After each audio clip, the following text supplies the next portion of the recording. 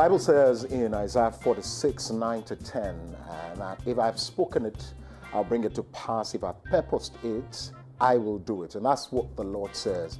What I glean from that is that the Lord will confirm your mistakes to fulfill His purpose. And so I know we've made a lot of mistakes, every day. Sometimes we drink it like water. But you know what? Because God loves you, you have confessed that He's your Lord and personal Savior. He's going to confirm your mistake and He'll fulfill His purpose in your life if you allow Him to do so. Welcome to a show like never before. This is Wake Up Africa. My name is Kokulumo. And my name is Biadela, needing ushers right now because he just preached. And welcome to another edition of All Things Amazing right here on Wake Up Africa. We know you enjoy the lamb devotion and the fitness, and so we should be getting into the weather shortly. We'll be celebrating birthdays with all those who are celebrating. Bible says to celebrate with them that are celebrating, and so we'll be doing just that. And we'll be having lots of discussions today. We'll get on Wake Up Buzz and all of that. So, Coco, what's your catchment area for today? Like, what's going to be Doctor Series. We're Lab Doctor Series. So we're continuing with that. We're bringing counselors and married people. One thing we want to do is that we don't just want to listen to married people or pastors who probably double as counselors. We have positioned ourselves to invite professional, certified counselors who do that in all humility, most importantly within the ambit of the law. And so whatever it is that you're going to be taking from here is certified by law and most importantly also based on the word. And so look out for the Love Doctor series. And of course, we're continuing with also the marriage and money evangelism, all of that. Money evangelism. Yes, moneygelism. Yes. Well, the conversation never ends when it comes to money. I mean, people always think, okay, he's a woman with all that. Well, I think that money makes marriage a lot nicer. Yes. If you don't believe it, ask the woman next door. Yeah, right. So how about we get on to the weather and then know what the weather is going to be looking like today in Ghana and then some other parts of Africa. Weatherman, if you're ready. I'm ready. Good morning to you, the precious one and Kuku. Good morning to your fine self.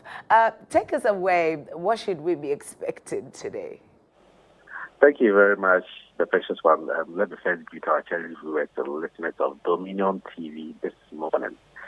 Midweek is here again, Wednesday, January 5th, 2025. We are looking at how the weather will fare for us for the next 24 hours over the entire country.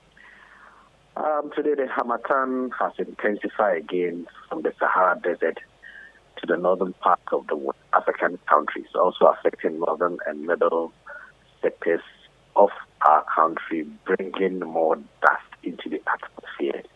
And there wouldn't be any major activities or any rainfall activities across the entire country today. In the afternoon, we will have hazy sunshine in the northern and middle sectors of the country, whilst the coastal belts will also experience sunny conditions in the afternoon, coupled with windy or gentle breeze from the southwest direction.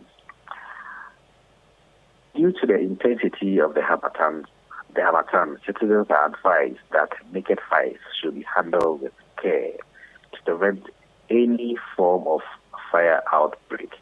Motorists are also advised to use fog lights and drive within appropriate speed limits due to poor visibilities. And we should also wear lighter clothes, drink plenty of water, and if possible, wear our nose masks due to the dust in the atmosphere. The state of the sea today will be rough. The state of the sea today will be rough with the seaway. So those who ply on the sea for their daily activities should be very careful when going for their activities. Temperatures will range from 24 degrees Celsius in the morning to 34 degrees Celsius in the afternoon over the coastal belts, 22 degrees Celsius to 36 degrees Celsius over the middle sectors, 22 degrees Celsius to 36 degrees Celsius over the transition belts, 21 degrees Celsius to 37 degrees Celsius over the northern sectors. This is how the weather will fare for us for the entire country for the next 24 hours. However, should there be any changes, I'll keep you updated for listeners and viewers to be aware. Thank you very much, the precious one and Coco. Right. Thank you. Thank you for thanking us. And so you heard the weatherman. You need to wear lighter clothes today. The heat is going to be a bit much.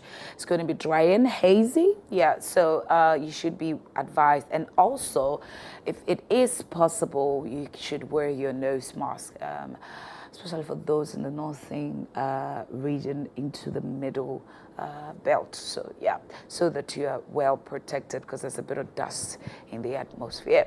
So thank you so much, Weather Prophet. Now you know what to do and how to plan your day. How about we celebrate some birthdays? Yes, let's settle in and celebrate some birthdays, shall we? Yeah.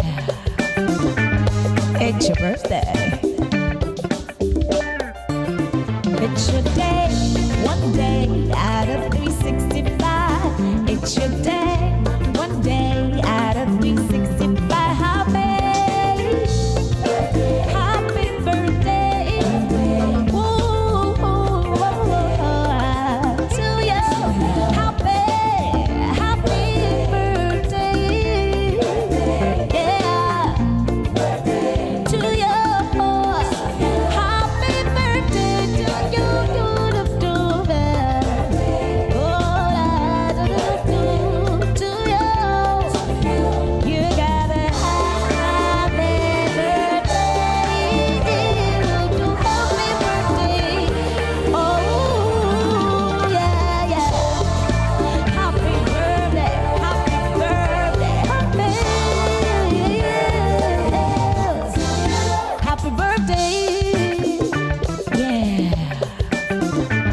It's your birthday. It's your day, one day out of 365. It's your day, one day out of 365. Happy birthday, ooh, to you. Happy birthday, yeah. To you, happy birthday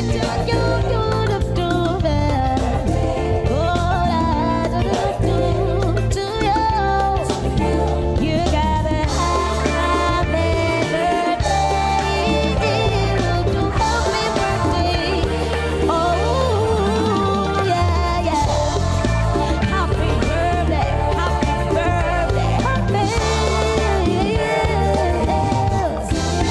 happy birthday. Yeah. It's your birthday. And so happy birthday to our lovelies. We thank God for your life. It's indeed a miracle. And so we're celebrating the miracle. Of course, happy birthday to Eric Lom Navarre as well, Solomon Weafi, Bless Segbeji. Also going out to Marcus Edu, my very good friend. Of course, all of them, my very good friends. Elon Podo, and of course, Christabel Agbeke. All of you are celebrating your birthdays as well. I wish God's blessing upon your life. May his countenance continue to shine upon you in Jesus' name. Amen. Hallelujah. It's All morning. your friends are Ewe? No, Oweafi, I mentioned Oweafi.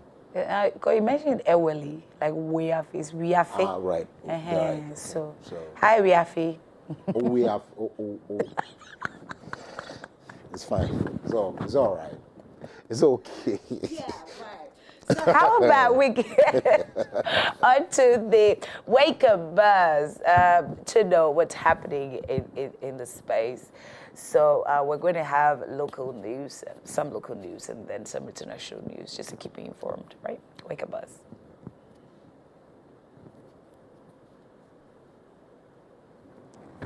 Nice.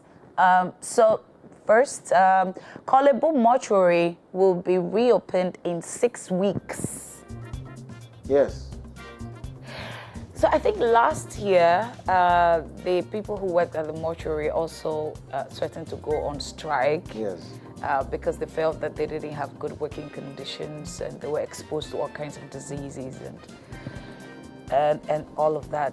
Yeah, I think this Kolibu had a peculiar challenge with their mortuary, and so I guess that's what has necessitated that they closed down. Yes. And all of So that. we're grateful That they are coming back in 6 weeks. Absolutely.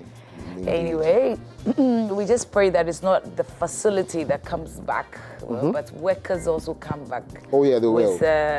I mean, not just coming back, but showing up excited to work because all your conditions have been met. Right. Alrighty. Yeah. Let's go to the next story. Still here, Presbyterian Church eulogizes J.B. Dankwa on 60th anniversary of his passing. J.B. Dankwa. We listen with on George. Because quite a number of controversies have come around this. Really? So you listen, you don't judge? Yes. Interesting. 20 Salaga SHS students arrested for engaging in free-for-all fight. I saw this yesterday and I was just, I moved from 0 nice to 100 rage. Yesterday was not Salaga. Okay, you saw the news item on Salaga.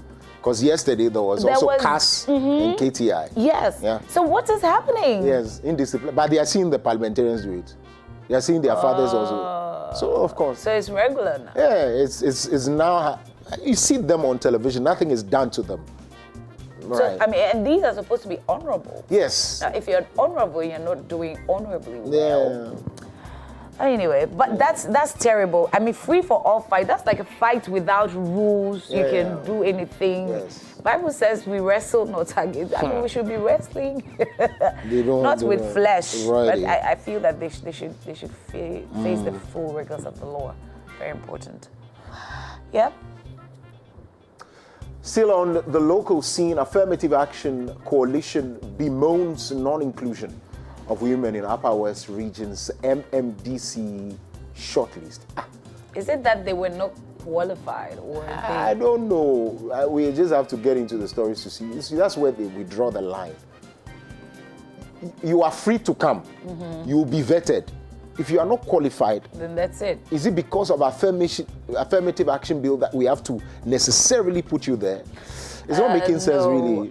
No, I think what should be done, like you said, you should come, Yes. you should be vetted. If you're good for it, why not you take it? Yes. And it shouldn't even be gender-based. We're looking for people who can actually get their hands dirty and do the job. Or maybe when it comes to you, we'll ask the guys 20 questions. When it comes to you, ask you 3. And it has to do with the class 3 questions. No, because nice. No, because I don't understand when you say bemoan the non-inclusion. They've been shortlisted. Maybe they're just quite sad that they didn't pay so much attention Charlie, we to do them. too much, I guess. Yeah, but what men can do, women can do better. So let's compete on the same platform. Well, why not? That's what we're doing. Let's do it. Oku, be nice. I am nice. Okay. Education Ministry denies plans to scrap teacher trainee allowance. I've been thinking. Oh, really? I think he was talking too much. Oh. You could have left it for the consultative committee that was going to, the committee that has been formed to do, issues of allowances and all of that. We'll leave it for the whole country. But you see, that's the challenge I'm going to be having with him. Because he exudes some authority when he's talking, he's always going to be saying something and then holes will be punched in. That's who he is. He likes to be in charge. Yeah, you are the education minister, we understand. But there's an 8-member committee that has been constituted to look into these matters. Say we are looking at doing it, but we wait for it. You have opened it to discussion. But, well, that's Honorable Haruna, they are Idris though. Anyway, well, international news. International news. Let's do from the local scene now. Let's do some South African news as President Ramaphosa speaks with Musk after Trump criticizes land reform. Oh, I see. Musk is South African, right? Yes. I don't know, but he was calling his bluff. I don't understand why he's now having Yesterday, I think we read something about some of the embassies being recalled. Yes. Reformed there in South Africa. There seemed to be a little shake-up because of Trump's decisions. And obviously because of his outburst as well, because he also called his bluff and said, you know what, you can do whatever you want to do, and all of that. But I don't want to see it. Charlie, land reappropriation, it's a big issue. And so, Charlie, we need to move on from there, yeah? Right. Cape Town Archbishop apologizes for failure to warn of child abuser. Oh.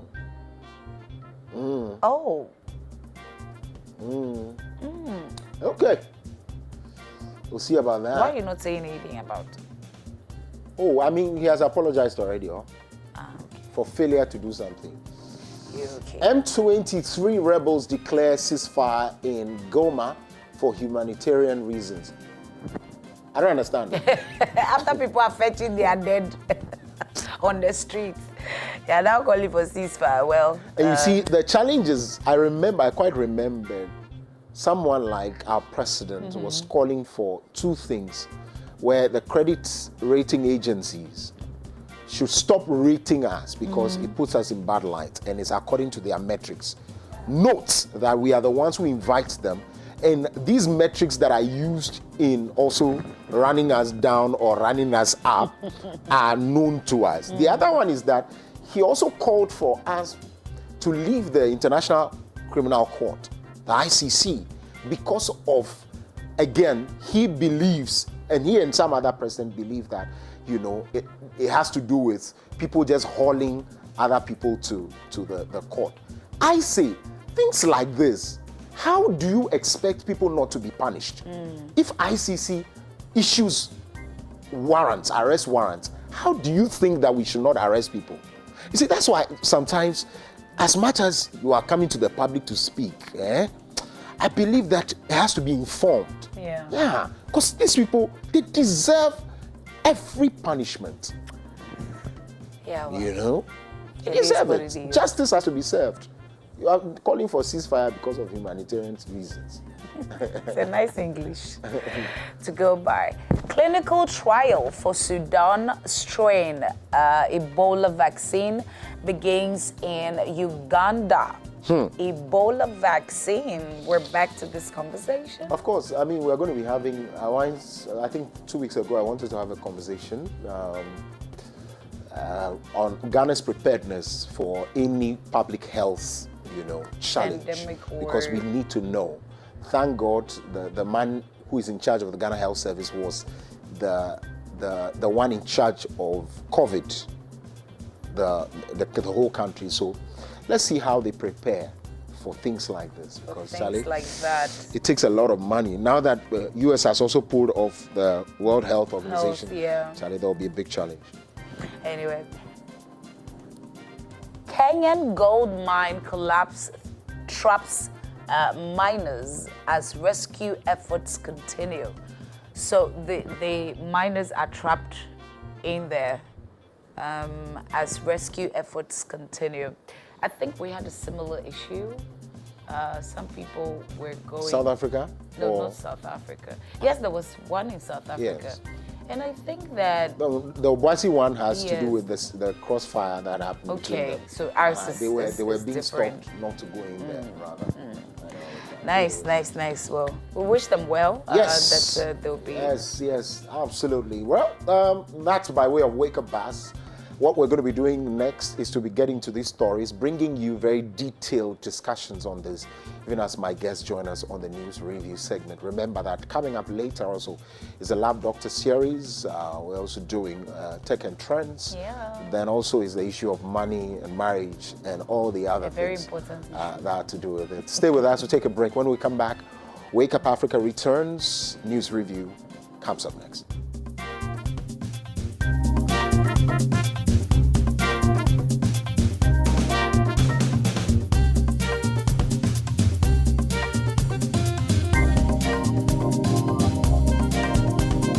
I want to welcome you to Wake Up Africa Morning Show. If Africa has ever needed to wake up is now. I promise you that this Wake Up Africa morning show will impact your life. It will illuminate you. The Bible said that thy word is a lamp to my feet and a light to my path. You need this insight. You need the understanding required to make all the difference in all of our lives. I want you not just to tune in to the Wake Up Africa morning show, but I want you to be a sponsor. I want you to partner with us as we take this Wake Up Africa morning show, the inspiration it brings, the impact across all Africa, to homes, to individuals, impacting lives. Join us to make a difference. It is said and believed that in this life, what you do to change the life of others matters than what you acquire for yourself. It is believed that it's not what you have, what you possess that matters, but the difference you made in the life of others. I believe as you partner with Wake Up Africa morning show, you'll be joining us to make a difference in the life of so many people out there. Partner with us, and every time we touch a life, you are blessed. Every time we impact a family, you'll be remembered for good. God bless you.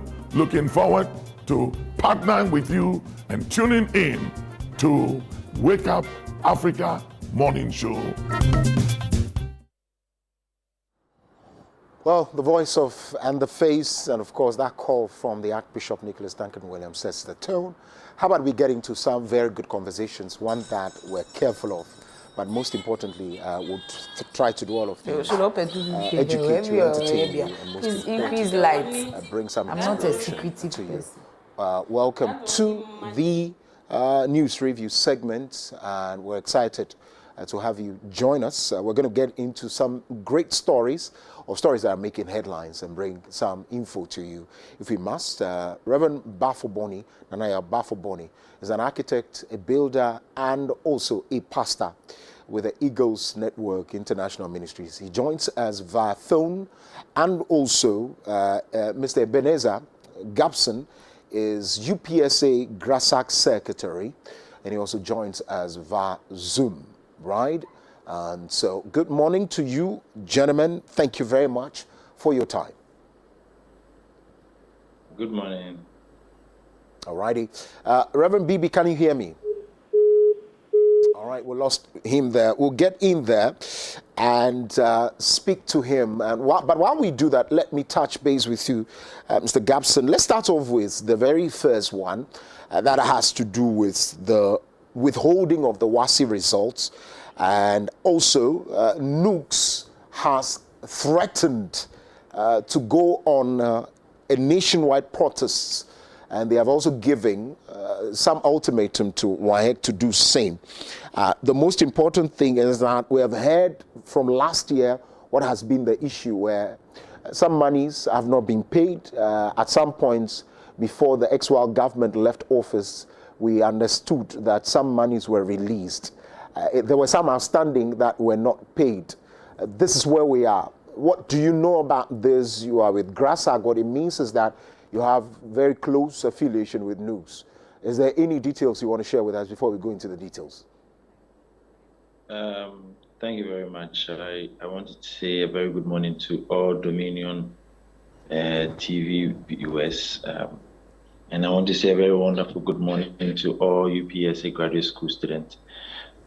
So the little I can share is last year I happened to have some interactions with some of the former student union or student leaders about this issue, and it has been a problem over the period. We all believe that it is about time that the mother union make a very good step and a very bold decision. And I'm very happy when I saw the communique that Nooks issued out concerning the fact that if anything is not done about it and they giving an ultimatum to it, it means that the mother union cares. It means that Nooks also listens to what the Ghanaian students are saying, and it cares about the student itself. So it's a step in the right direction, and we are hoping that government will listen and will not give room for the student union to go on demonstration, because it is not going to be a good sign as coming into office in the early days yet. Then you see your student union going on demonstration because there are challenges with results which are not released. I believe that it would not be a very good thing for the government itself. So I believe that the Minister for Education, the presidency, everybody would have to set up, and we hope that this issue will be addressed quickly to help everybody. How do you respond to people who say this smacks of some hypocrisy, because this probably has been inherited? One. The other one is, why direct your fire? People also feel that this fire is misdirected. Why direct it to WAEC? WAEC is doing its job. WAEC is not an institution of government or quasi, not at all. It's sub-regional, and so they would want to take the money. And so how about having consultation? How about getting same communique from ministry, from all the stakeholders involved, rather than issuing an ultimatum and saying you want to protest? How does that solve the problem? I believe that the union has looked at the merit and the demerit of these issues. Government is owing, and we believe that government doesn't die. Government still lives. And if government there's a change in government, that doesn't mean that the processes that the previous government had started would end. It needs to continue. Now, over the years, rightly at Nooks, everybody and how his style of leadership, everybody believes that maybe he might dialogue.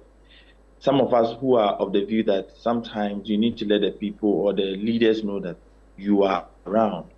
We believe that these are some of the ways to go. And when you go this way, they bring you to the table for negotiations, and they would give you the opportunity to also tell your side of the story. And that would help in getting the solutions to all the challenges that we are facing. I see. Reverend Bibi has joined us via phone. If you can hear me, good morning and thanks for your time. Yeah, good morning, Gogo, and I trust that you are well, and my greetings to all our listeners and viewers across the continent. Right.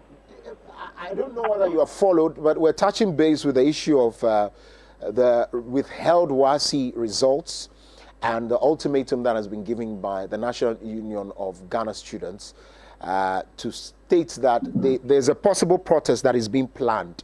They plan to hit the streets if the results are not released. Let's talk about crisis management. Let's talk about policy gaps. Let's talk about the Ministry of Education's promptness in dealing with some of these issues. Is it time to protest? Is it time to dialogue? The GRASAG rep, so secretary of UPSA, says they want to be heard. They want to be seen that they are available. So they want to protest. It's one of the ways. And so talk to me about it. Has the WAEC indicated any reason for the holding back of these results? You see, because that is where, for me, I think there's a breach of natural justice, because you don't punish people without giving them an opportunity to defend themselves. So if WAEC's reasons for withholding these results comes out here, then whoever the victims are have a right to defense and have a right to hearing, because it has become a kind of practice with our WAEC over the years that sometimes people's results are withheld. Reasons are not given until you decide to follow up on it, and I think it's not the rightful way of doing things.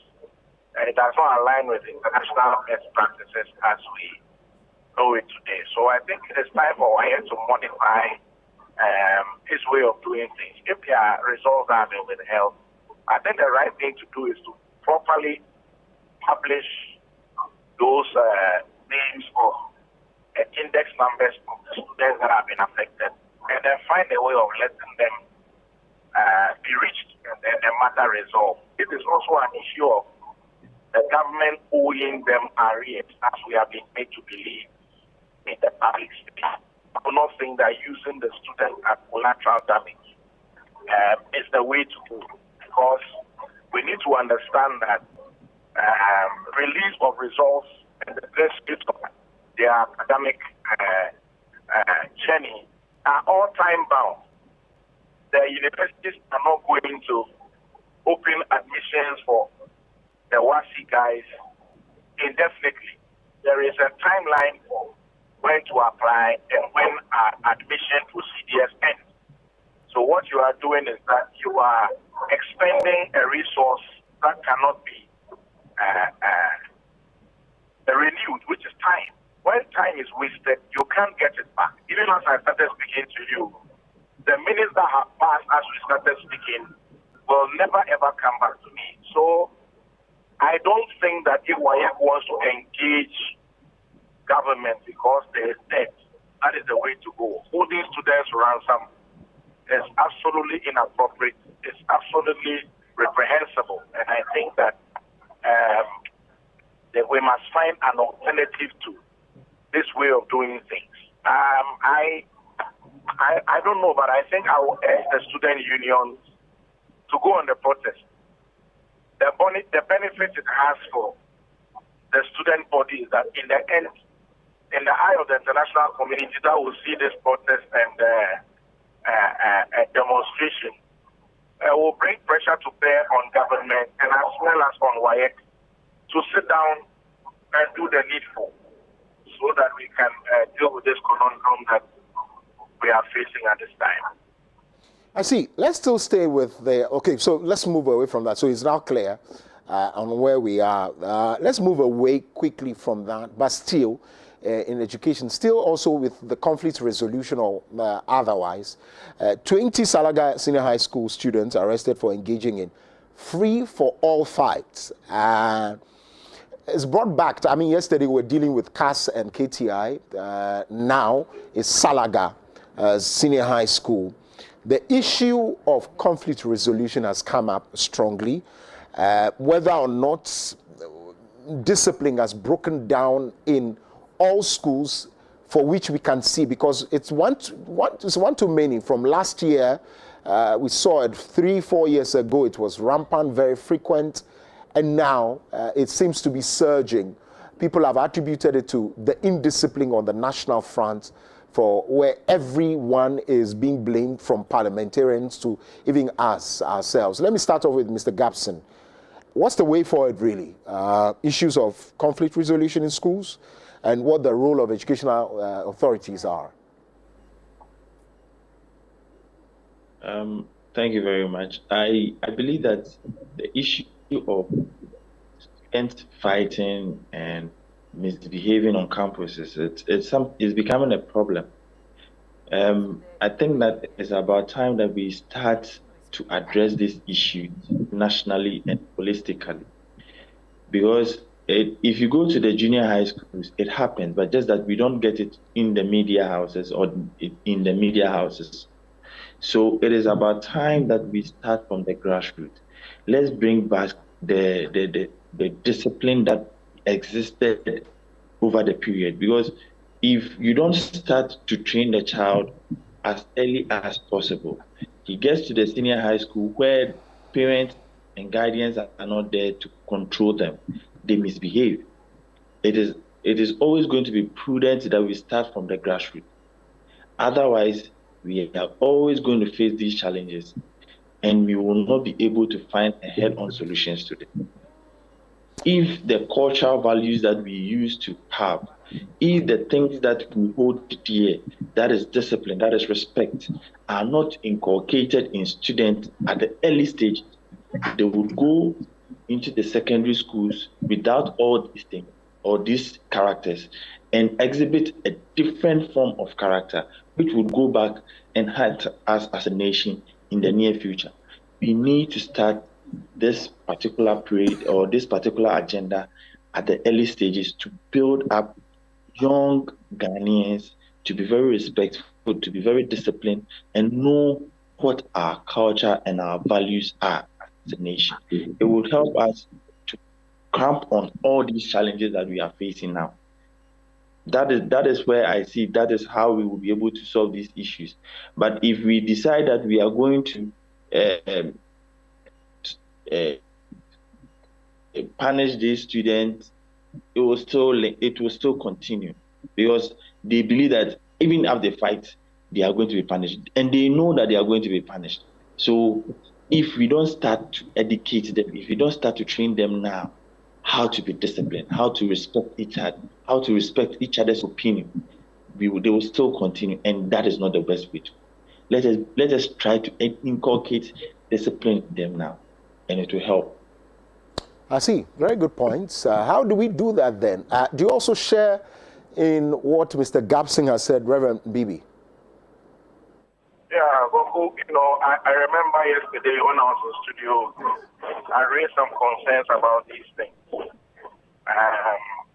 Number one, I believe that there has been a failure at the parental level. We have gotten too busy and relegated our responsibilities to teachers and school authorities. So we are not really engaging. And sometimes all these kids do these things as an act of rebellion just to secure the attention of these parents who seem to, quote unquote, have neglected them and are not there for them in the way that they need them to be there for them. So it's only an external manifestation and byproduct of a deep-rooted and deep-seated internal matter.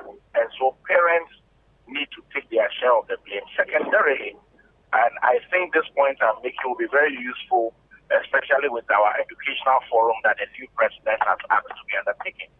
We must go back to incorporate some of these etiquette and issues of patriotism and all these things that used to be taught in school. These things have gone out of the window. We actually relegated this thing to churches, hoping that the churches would be the moral bastions of society. Then over time, we took the schools away from the churches, you see, and then took these courses also out. And that is what has brought about the moral decadence. Look at the American situation. They banned prayer and took God out of their schools. And then suddenly, shootings in school became the norm. And yet, compared to a place like Japan, where these things are taught as structured curricula, and you see that their kids are very different. They are naturally very respectful. They even go to Olympic Games when they are grown adults and to World Cup, and they clean up after themselves. It's not because they are godly. It's not a religious trait. It's a natural human trait of being good and being humane, and these things must be taught. Etiquette, proper behavior, I used to call them civics. Yeah, I used to call that course civics. That's what I was trying to remember. Civics. These are about patriotism, how to coexist with others. So we must go back to incorporating these courses. We must go back to incorporating these courses in our educational curriculum. Let's make them examinable at the national level, and let's take it right. In fact, we should make it such that if a student is failing civics, there should be a tendency that they should even be repeated in class, especially when they are in lower primary and then the upper primary years, because those are the very crucial formative years. The last thing I will add is that I would also stick some of the blame on the poor administration of our free senior high school system. Many schools would tell you, without any fear of equivocation, that they are overwhelmed by the numbers. They are overwhelmed by the numbers. I know schools, I don't want to mention their names, where some of the admission they do in a year, the number of new entrants, exceeds the student population of the school prior to the beginning of the free SHS program. So the teacher-to-student ratio is just humongous and out of the roof. So the teachers cannot practically monitor these children the way they should if the numbers were contained. So I think that we should again take a critical look at how we are administering this free senior high school program, so that we don't overrun not just the facilities, but the teaching staff who play a supervisory role in ensuring order and compliance on our various secondary school campuses. Thank you all. Thank you very much. We have some few minutes to wrap up, about some 4 minutes. So let's take that time, 2 minutes each, to touch on what we saw in Parliament yesterday, Speaker lifting the suspension of MPs following the bipartisan approach or appeal that was brought to it. It speaks of now what's the role of Parliament is in dealing with some of these acts of indiscipline and violence, if you like. Again, now that we are speaking about the senior high school, we can tell clearly that it's being mirrored. They are now the mirror of society. Mr. Gabson, were you excited that the suspension was lifted, or were you one of those who said, look, let's go all out and punish these guys? Well, I would say I had mixed feelings, because I believe that when somebody does something, you need to punish the person. And if that is the punishment the person really deserved, then so be it. But taking the person out of Parliament for 2 weeks, that was where my issue was, because they are a representation of a particular community or a particular constituent. And if there are decisions that are going to be taken in Parliament, you are not making that particular constituency not participate. So yes, there should be sanctions or there should be punishment, but you take someone out of Parliament for 2 weeks, knowing that they are going to be business on the floor of Parliament. That is where my issue was. If the MPs were made to pay the broken things, then I believe that would have been my view would have been a very good thing, because they are taking that money out of their personal salaries to pay for it. Yes, it's good. So, well, with me, I would say that it was met with mixed feelings. Yes, there was supposed to be punishment. How was the punishment supposed to be, and how it was? That is where my view is. I see. Reverend Bibi, some 2 minutes. Well, I think that the Speaker acted rightly and on point in this matter, because many legal luminaries had expressed clear opinions that there was no locus for the Speaker's authority in suspending those people, not in the law and not in the standing orders. So definitely it was an overreach and an overstretch of his authority as a Speaker. So remedying that by lifting the suspension was a step in the right direction. However, don't let us do the usual thing where this thing will be swept under the carpet. I think the media should put pressure on Parliament to make sure that and on the police to make sure that the incident is investigated, and number one, those who caused the problem are made to pay for the damaged equipment, and then secondarily, that they are made to face the full rigor of the law. Remember when the young men went on demonstration, supposedly have destroyed public property around 37. How we hauled them to the courts and dealt with them. I think that they are the makers of the law. They must be made to face the law for destroying public property. Those tables, microphones, etc. belong to the Ghanaian taxpayer, and they cannot just say sorry and refund it and get away with it. Other than that, we are not going to be seen to be practicing equity when it comes to our justice delivery system, because why should somebody have some sort of punishment for destroying public property? Another person is given preferential treatment. I don't think that will sit well. And if we're able to send that signal strongly, I think going forward, Parliament and the public at large will conduct themselves well. Thank you very much. Thank you very much, gentlemen. We're grateful. Ebenezer Gabson is the Graduate Students Association of Ghana Secretary, UPSA. Reverend Nanaya Bafo-Boni is an architect and a builder, and also the pastor of the Eagles Network International Ministries, joining us for the news review segment. Gentlemen, we're grateful. Thank you very much for your time. Well, thank you again for joining us for the news review segment. Remember, let us know what you think of all the stories you can share with us. As always, we're streaming live on Facebook, Instagram, and YouTube, My Dominion TV. Let's know what you think about these stories. We'll take a quick break. When we come back, remember Tech and Trends is on. Remember that we also have the Love Doctor series, and we're talking money and marriage as well. Stay with us.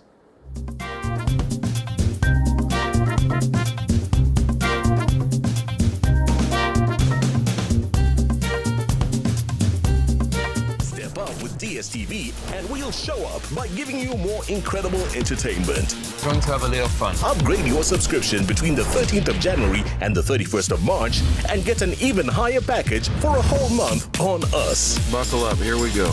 There's nothing better than putting a little bit in, but getting a lot out. Time to boost some office morale. Incredible! When you want to build a future, you gotta know what you want. Step up and we'll show up on your home of entertainment, DStv.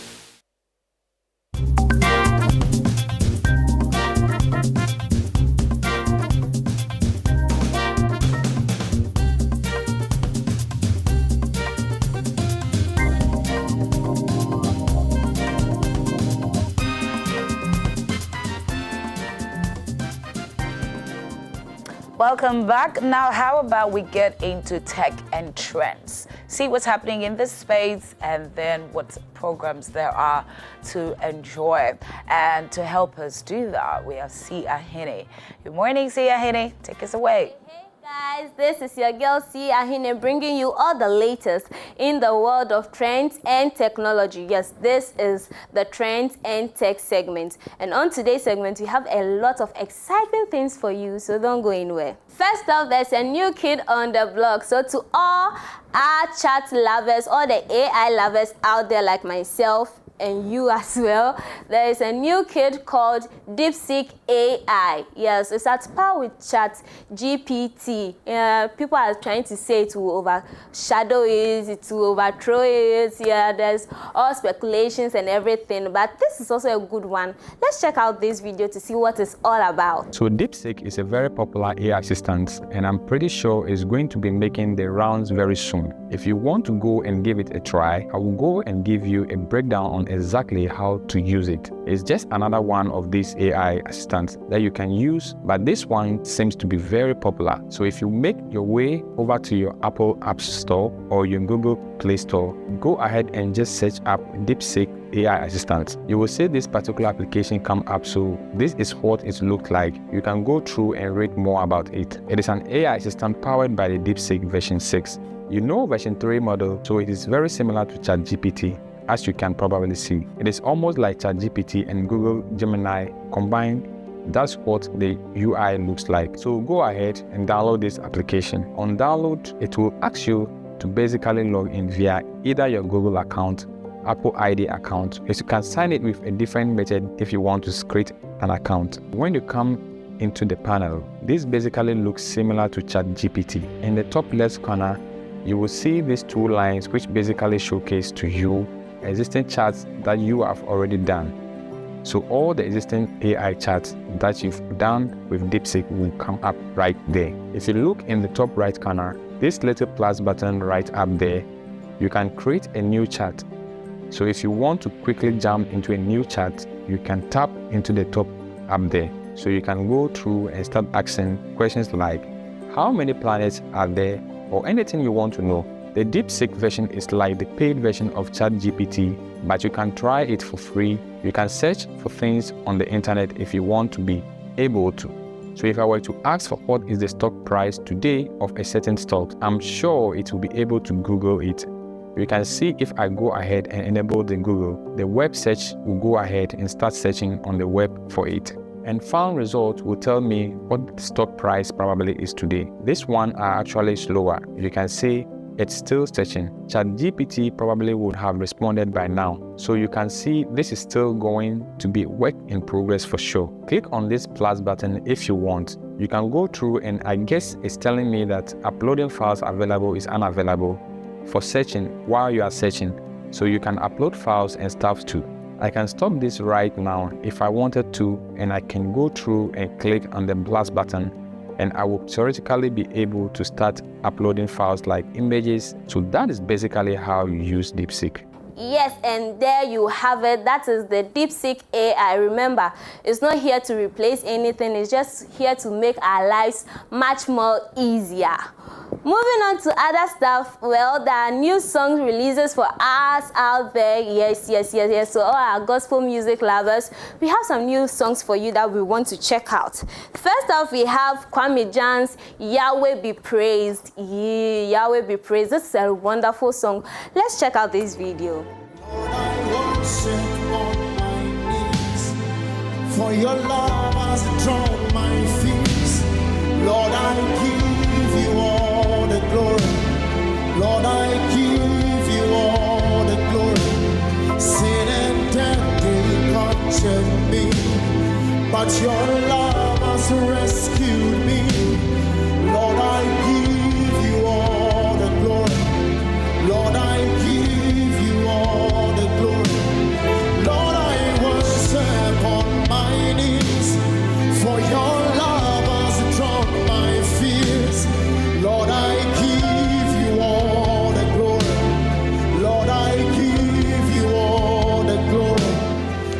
Wow, that was a good one there. So that was Yahweh Be Praised by Kwame Jan. It's available on all digital platforms. So let's go and stream it, guys. Let's stream it. Till the second song, Hallowed Be Your Name by Reverend Ifweko Chiamian. Yes, Reverend Ifweko Chiamian is out with another one titled Hallowed Be Your Name. Let's take a listen. Hallowed be your name, Jesus. We worship you, Abba Father. Hallowed be your name. Hallowed be your name. We worship you, Almighty God. Hallowed be your name, Jesus. We worship you. Welcome back. I hope you enjoyed it. This is a new song you can add to your playlist. What do you think? Yes, it's available on all digital platforms. The video is also available on YouTube. So guys, let's head out there and stream it. Tesidon features Solomon Silla in another wonderful and soul-stirring song titled Draw. Guys, let's go for it. Yes, we do.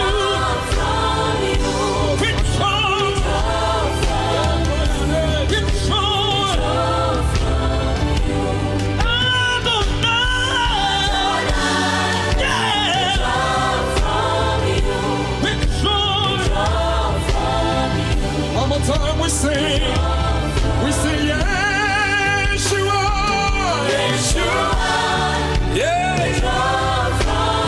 Father, we draw from you, yeah. We sing Adonai, Adonai, we draw from you. Yeah, that was a wonderful one. That was a good one there. It's streaming and it's available on all digital platforms. So let's check it out. Till the final one, Brian Kufuor features Joe Metal on Obiara Nsewo, meaning none like you. Let's take a listen.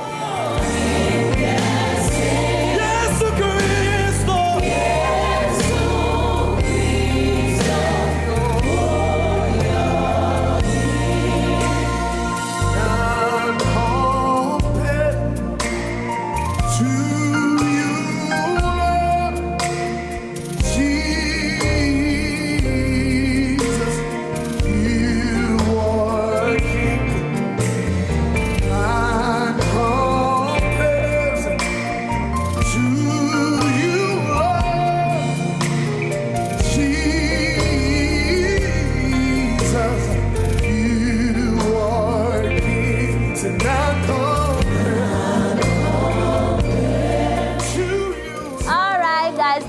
new songs that are coming out. They'll be released this month of February. And first, we want to start with one by Niso. Hey, he's coming out with a nice love song that is taken from Proverbs chapter 18, verse 22. We can go for the video. Found someone to call my own. I got someone just for me. Peace with love and company. I found someone to call my own. I got someone just for me. Peace with love and comforts me. I got that pretty lady with the killer vibe. I want to see her papa, now she is my wife. With every heart. Yes, that was just a snippet of it. You've got to wait for the full song. I mean, you will really enjoy it. So prepare yourself. This Vows Day, you have a nice song that you can share with your loved ones. Moving on, Queen Darlene Yogli is coming out with You Are Good. Yes, it's coming out this Friday. So be prepared to check it out and stream it when it comes out. Eugene Zuta will be releasing his Yeshua anthem this February. So anticipate. This is a song you need to listen to. And finally, the Better Revival Choir will be out with their Yesu album. That's their 4th album. They are really doing a good job. So guys, anticipate it because you are going to be marveled. You will enjoy every song on that album. Yes, and that's all we have for us today on the Trends and Tech segment. I hope you enjoyed yourself. Yeah.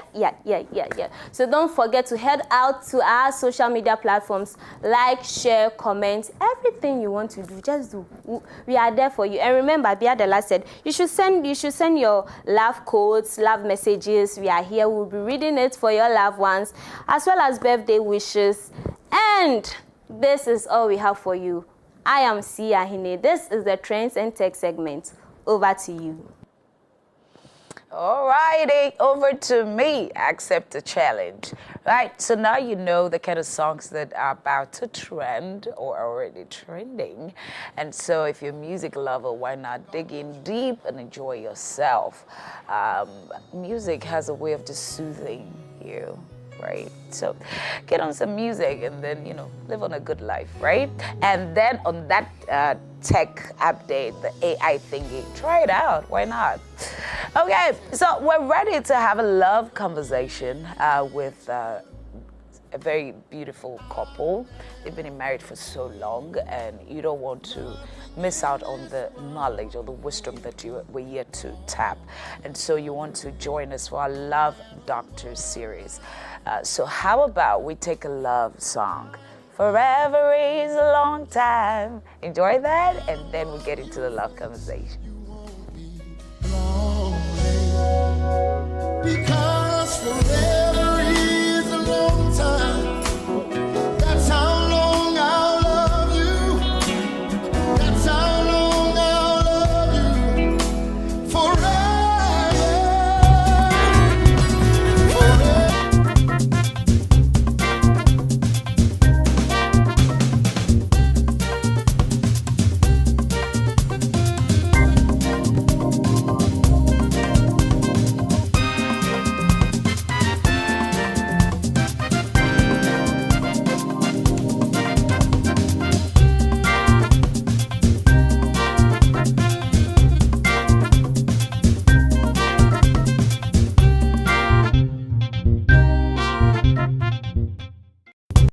Have you ever questioned God's love because of your storm? You don't rebuke a storm. You rebuke a spirit. When God has something for you, the enemy wants to block your pathway into the destiny that God has for you. And the storms that you're fighting are not your fault or your issue. It's Satan's fear that you're coming after him and crossing over into his territory. Type it on the line, I'm crossing over. The Potter's Touch with Bishop T.D. Jakes, weekdays at 7 a.m. and weekends at 6:30 a.m. on Dominion TV.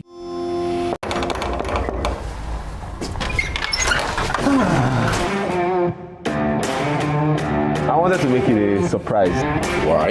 I knew the dramatic appearance would excite everyone. Angel mommy. for you for a very long time. Why are you so intimidating? But you just complain that I'm fat. But you are fat. Here is my son.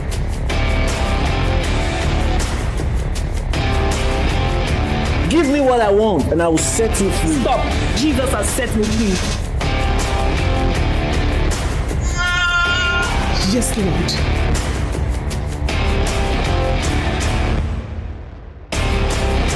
Anita.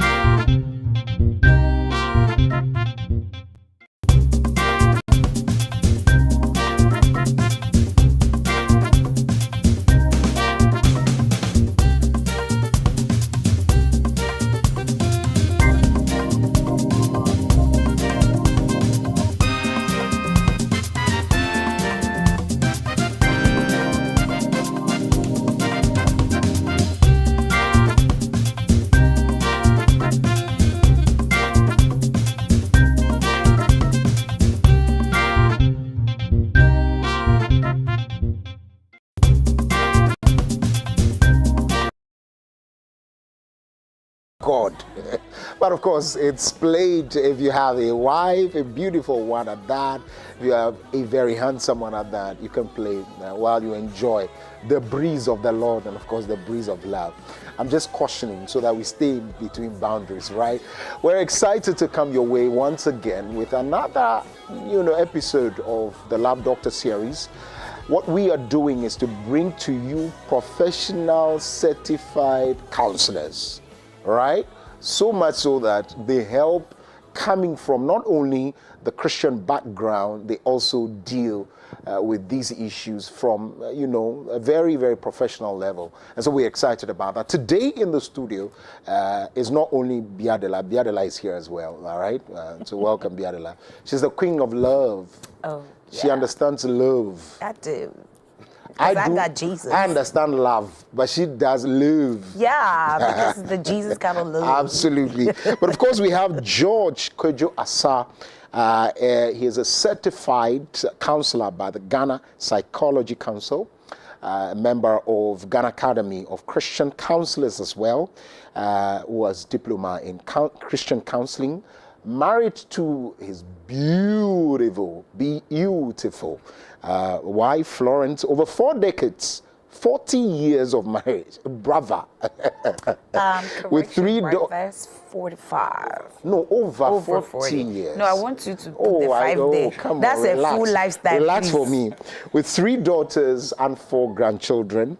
Also a member of the Church of Christ. It has to be mentioned because I come from a school that had Church of Christ as his church in the Volta region, Sunrise Christian International. Yes, so yeah, the best school indeed. I don't know what school that lady went to, but I went to the best school. What in the what? Yes, yeah, of course, Javesi School. Great indeed. But we're excited.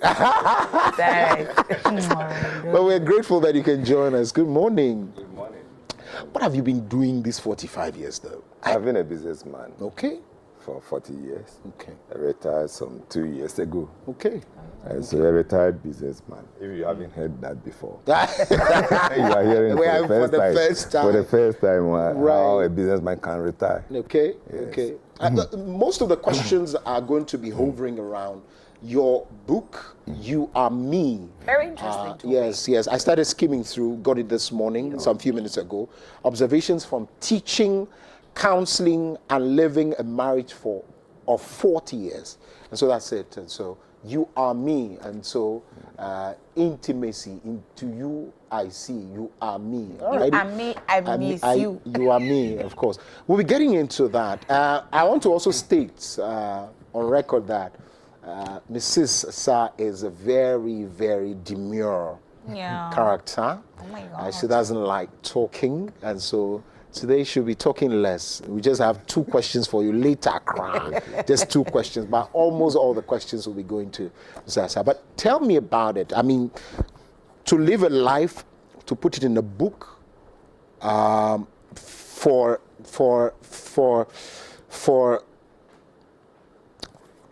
put it in a book, right?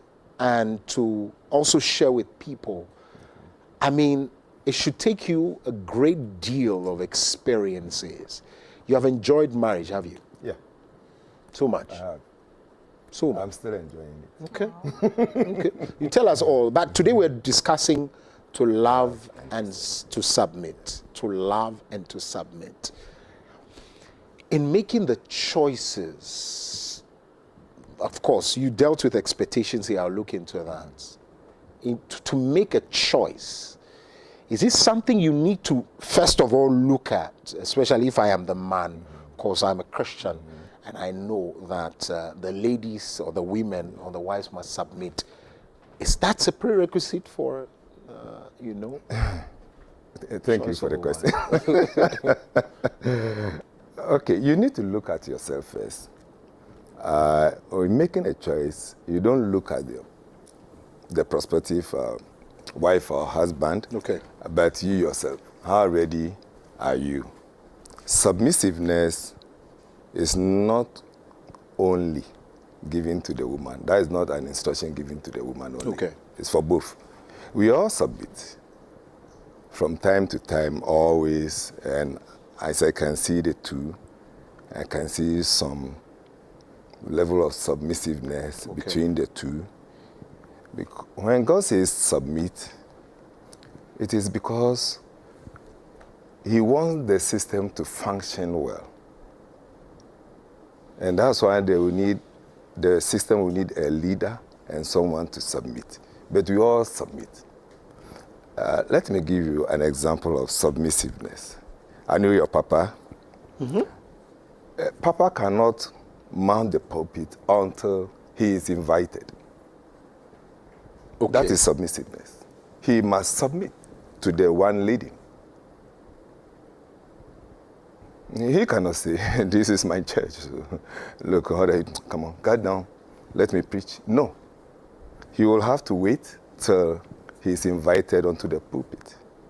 So we submit always. That's why when you read Ephesians 5:22 says, submit one unto another. Before moving on to the woman, wives, submit to your own husbands. It's just as love. We need to love one another. But why would God tell the man, love your wife? So we need to find the answer. We need to love one another. We need to submit one unto another. But why love your wife and submit to your husband? There is something that needs to be dug up. We need to explore and know exactly what it means.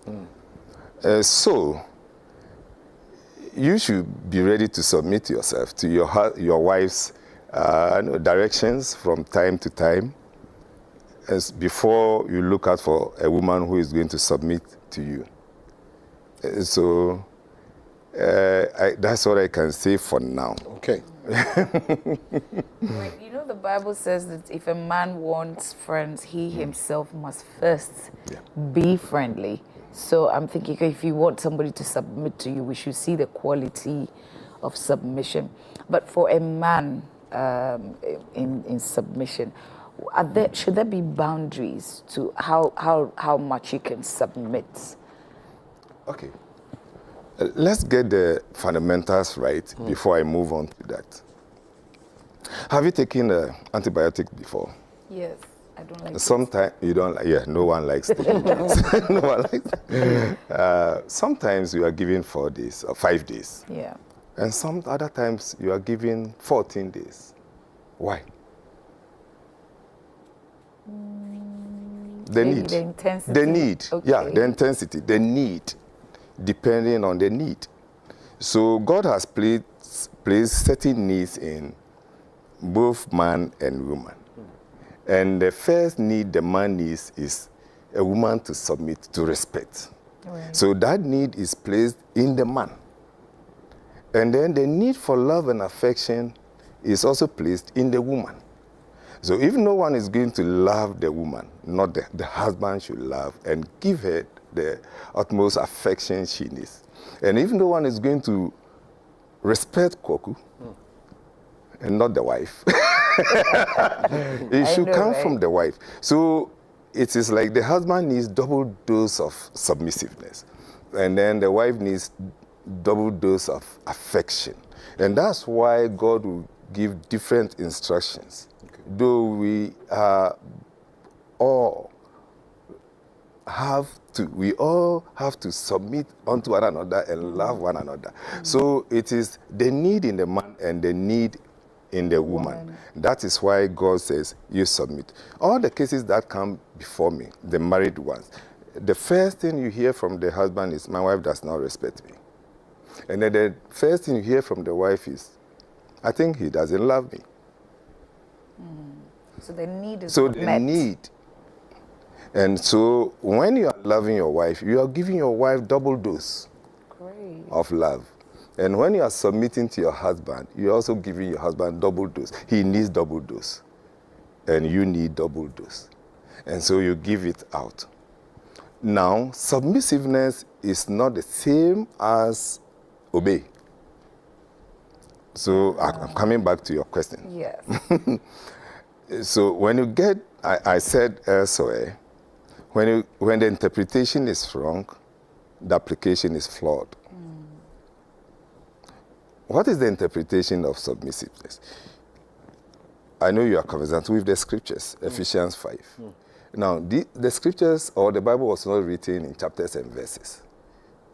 I feel if you take the book of Ephesians, it was written raw, like with paragraphs, like a letter. But the chapters and verses were done for the learning purposes and easy references. So the Holy Spirit, or Paul, whatever, the Holy Spirit through Paul was dealing with the family system. Okay. And so you see Paul writing to the wife, this is your portion, your role. And then he comes to the husband, this is your role. Then he moves on to chapter 6 and say, children, obey. Why wouldn't he use obey for the woman? They are not the same. Submit is hupeiko, and obey is hupaku in the Greek. Hupeiko and hupaku. Okay. Hupeiko is yield under. Yielding under means you are equal. You have equal access. Koku, do you drive? Yes, I do. Once you are driving out this, you get to the intersection, the main road. You need to submit. Yes. Yield for the car. Both of you have access to the road. But who must yield? So for the system to function, one must yield. Okay. So yield means you are equal and come under the man. That is when you are tied up there. Okay. And decision cannot be taken. I know sometimes men don't make sense. And it becomes difficult for the women to just yield under. Hallelujah. But that is God. I'm bringing my title. No, that is God. Oh, okay. Does it make sense? He makes to spirit. pull down walls with trumpet, it doesn't make human sense. Yeah. But God's sense is different. So God says yield. Okay. Under him. I see. Obey will give you totally different results and attitude. Yeah. And so you see the women, they can't obey because it is not for them to obey. And the men think she should obey. And not submit. And not submit. I see. We're going to be opening the phone lines as well for those of you who want to have conversations with us, ask questions. You will open the phone lines very soon while we do that. Yeah. Yeah, I can't wait for the calls that will come. I mean, looking at obeying and submitting. So, is it that most of the men, or maybe before we get married, we're not fully taught the whole concept of obeying and submitting? I mean, because if the man does not understand, he might just think that the woman submitting is not enough. Yeah. Right? So how do we fix this in the church system, in the marriage system? How do we do it? How do we fix it? Yeah. Education, information, spread the news, tell them what it is. And when you come for premarital counseling, the first thing I do is I look at your personalities, who you are first. Without that, I will move on. And then take you through what marriage really is. And then the rules and responsibilities. This is where we find the submit and love. Yeah. So what is in there for submissiveness and what is in there to love your wife? You can quote 1 Corinthians 13, but the answers are not found there. Yeah. Loving your wife answers is found in Ephesians 5. Yes, most cases when we read and say, husbands, love your wives, we just stop. We don't go down to see what is in that kind of love. When it says sacrifice, just as Christ, love your wife, as Christ loved the church and offered himself, it means you need to sacrifice. What are you sacrificing? Your arrogance, your pride, your ego, your prestige, everything of yours. Before on the cross. Before your wife, why this pride and arrogance? You go to bed naked, stark naked, nude. And then, who are you? Sacrifice your ego, your pride, your prestige, whatever. You can add more. You need to sacrifice all this before your wife and live with as equally made beings. I see. Very interesting, very, very interesting thoughts. And I would like to hear from you as well, most importantly, on what you think about this topic. Because I don't know why it's difficult to not understand. I don't know. People say, hey, he's not submitting, he's not loving, and blah, blah, blah. But you talked about red flags as well. You even tagged it a red flag lab. You said something, so now I'll tie it into the issue of looking out for people who probably will have these traits, because I mean we just jump into it because Biadela is a very beautiful lady, but in there could be something else. Yeah. We'll talk about the something else later. So I don't recommend people for marriage. Oh, you don't? No, I won't. I will never do it. That's a relief. I don't. Biadela will be, I mean, if you are in a relationship, I mean, on the surface, right? She'll be good, okay, kind, but I've never married her. So I can't tell the kind of wife she will be. The only one I can recommend is... because you know. I know her. Yeah. And unfortunately, I cannot recommend her. It's true. So the red flag lab, right? Okay, there are even actual red flags against the future, character flaws such as thievery, sexual promiscuity, stubbornness to change, etc. Value differences, for instance, succeeding in one's career is of a major importance in life versus building a family is more important than building a career. But it comes to the red flag lab itself. Okay, there's also dishonesty, inability to solve all conflict. Check commitment level by the following: communication frequency and responses. Transparency. Remember that some of these things, they are top when you are dating. The people are, hi, what have you eaten? Kinky ushito, or what's the color of the shito? Black or deep black? So if for 24 hours you are not hearing from him, what does it signify? What's the message he don't love me no more. Exactly. Okay. That's when you are married or before the marriage? Before marriage. Okay, I see. Before marriage. I see. But who will do that before? Kwaku, we have to define our relationship. I know. That way there's no check-up on me. Transparency, support responses to your needs. Yeah. While you are dating. Yeah. Support responses to your needs. Yeah. say, I'm not your father. Oh, are you telling me you can't buy data or 5 CDs airtime? So it will move, or it will then move to something else. To rent. iPhone 14. No, don't go there. That's when you are taking a risk. Okay. And so if you buy iPhone 14, you should measure and know your risk tolerance level first. Okay. Before you buy. Okay. Because you are taking a high risk.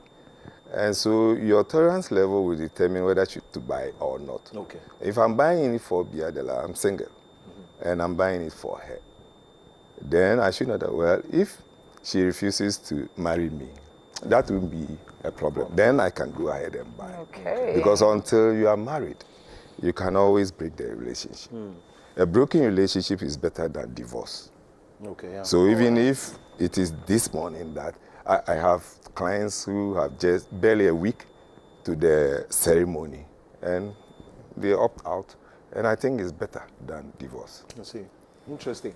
When your fiancé at the last moment disappoints you, come to the church and praise God and sing hallelujah. Yeah. And offer an offering that Zaza? Exactly. There's someone on the line. Abigail is calling us from Shashi. Abigail, can you hear us? Yes, please. Good morning. Good morning. We're talking to love and to submit. Let's hear you. Yes. Thank you so much. Counselor, please, God bless you so much for us. I'm a member of Fashion Chapel Wager branch. And this is my first time hearing a man submitting, that a man to has to submit, because where I am, there is nothing like a man submitting. And sometimes I feel so lonely, and I can't even approach to ask anything again. Yeah, I don't have power of my own to say, oh, let's do it this way. My own is wrong. I ask somebody, say maybe they're approaching. But for me, myself, I'm not saying I'm righteous or I'm pure like that, but I know that I'm trying hard to manage. I thought no matter how I try this, it looks inferior. So I don't know what to do. So this time I've become mute in the marriage. And I know that when the woman becomes mute in the marriage, that means there's a big problem. I know, and it's affecting me. It's really affecting me. So I just tuned in and I was hearing this one. I say, wow, let me just call and ask, what do I do? Because it's eating me up. Honestly, even the children are complaining. Before you go, I'm curious so that maybe we can help the context. Were there signs of this when you were dating? Yeah. I always call to ask. Sometimes he will call once. But, I was just saying that, okay, maybe we all divorced and came to me. So I was saying that, maybe the past. So let me just manage. Maybe along the line he will change. So I am the one that talk most. Oh, see, it's not easy when we do it like this, it will be fine. Okay, when I'm wrong, call me, okay? I'm your daughter, I'm also your wife, so I cannot get it all right. So I'll be doing that. Then the thing became like, one day the word came, you are true, no. You feel you know everything. I said, no, please, don't take it that way. I don't know it all, but I'm learning from somewhere. People I mingle with, that they are advanced more than me. So I learn from them somehow. So I'm just putting it out. So if it's not right, tell me. I am ready to learn, So it became like that. When something happened, I will call.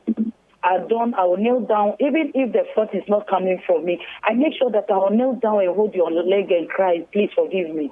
Then everything, the thing has become like a norm. So even if it's hurting me, I'm supposed to come and say sorry. Abigail, Mr. Asa would respond to you. Thank you very much for calling and sharing your story with us as well. Precious, you'll be taking the calls, and my facial expressions are giving me away. Sasa? Yes, sir. What do you make of that?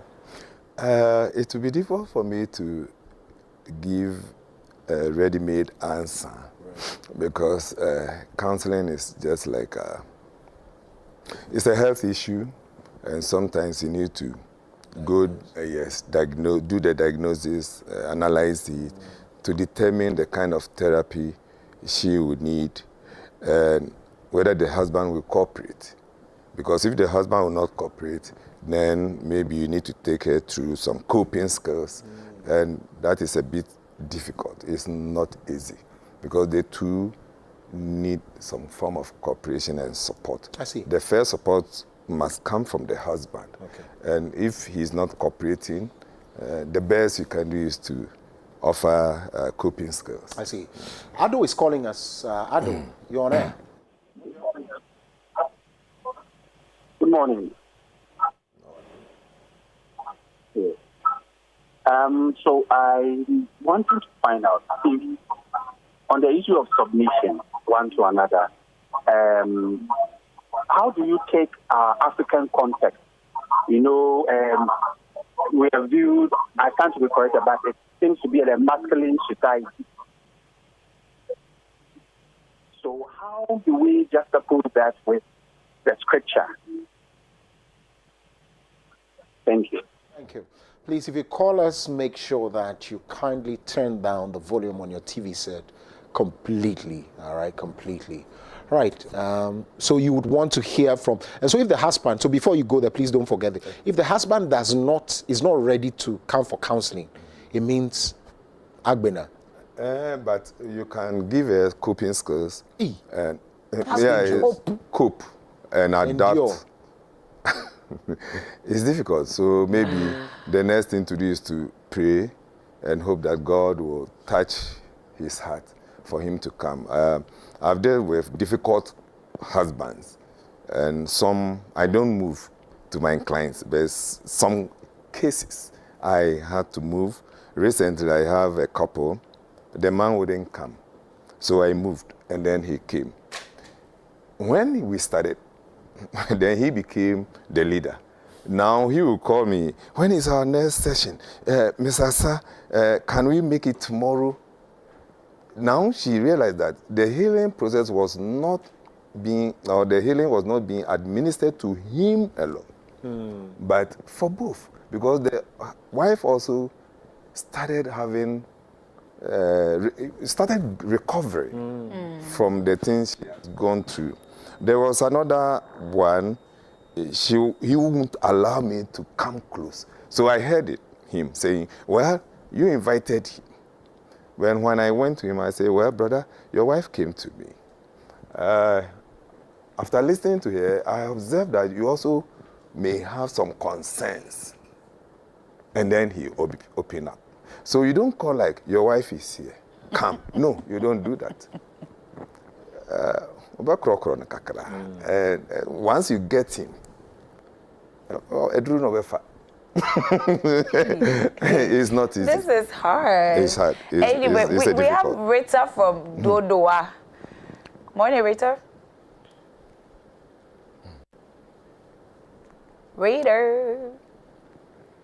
Rita. Okay, probably should try again. Yeah. Let the phone line submit. Yes, they have to submit. Yeah. But, Mommy, do you have any submissions to make as to all the calls that are coming through, especially the lady who just called? Mommy. You can speak there, I can, and be free. I would actually love that. I mean, it would give the whole mother feeling. Maybe we'll come back. We'll come back to Mommy with that. With that one, she's cooking the answers for us. Rita back. Okay, so Dennis from Abilenkpe. Hi, Dennis. Hi. Hi. Good morning. Good morning. You're there. Please, I want to find out what is love and what is submit. I want to know the difference. Right, that's clear. What's love? But there was a question about the issue of culture. I'm not a traditional counselor. I'm a Christian counselor. So I will not only want to go back to our traditional systems, cultural systems. If it is okay and it does not hurt the scriptures, that is fine. But once those practices hurt the scriptures, the Christian should not, go told that way. I have a concern. Yeah. The concern is that two families are getting married. Mostly it is after the whole rites that the pastor comes to preach. But before then, the families are allowed to use their principles, values, traditional values to do what they have to do. So where lives... That's why you need a prayer counseling sessions. You see, the essence of counseling is our minds are full of viruses through the experiences and things we've learned from our childhood up to now. So the counselor's job is to notice these viruses and try to confront them, challenge them, and replace them with rational thinking and maybe Christian principles. So that's the essence of counseling. Okay, we have Ado. Ado is back. Hi, Ado. Yes, so I want to clarify. What I meant is this. So, there is marrying somebody from the north. And I discovered that this ethnic group, men are not accustomed to yielding to their female spouses. So it means when he comes from work, he's expecting to be served. Yeah. He's expecting to give out instructions. He's expecting things to be done in a certain way. He gives out order, command. I was surprised that even collaborating with, talking with him, and a woman is in our presence, he would want the woman to leave. Okay, because they feel it's sort of masculine. That's what I meant. So how do you tie in when, as a counselor, how do you help such couples, to get along? Right, I think that's what... Yes, I cannot give you the answer right away from here because the reason I cannot give you the right answer, someone may misapply it if I should say this or that. But the point is, I believe you are a Christian, and I believe that the Bible says in Christ there is no male or female. Yeah. We believe this. In the church we want to practice. But when we go home, we don't want to practice Christianity. What kind of Christianity are we practicing? We want to meet in the church auditorium and practice Christianity, and then go home and practice something else. It must reflect. Your Christian life must reflect throughout your home, your workplace, everywhere you go. But wouldn't that take so much time? It's more like rewriting your story, your belief system. Why do you come to church every Sunday? Why do you come to church every day? Every weekend? That we may be transformed. Exactly. So by renewing your mind, the gentleman speaking, I may not know him, but I believe he's not using his first phone. Right. He has changed, upgraded several times. Why do you still want to remain in that young phone of your life? Yadela, is that your first phone? Definitely not. Koku, is that your first phone? No, not at all. Okay. Even though this one is very old. But it is not your first. At least you've upgraded. Exactly. Okay, so maybe let me come from Ado's point of view again. There are deep-seated, things in the minds of the men or women. So much so that sometimes counseling is not able to deal with them.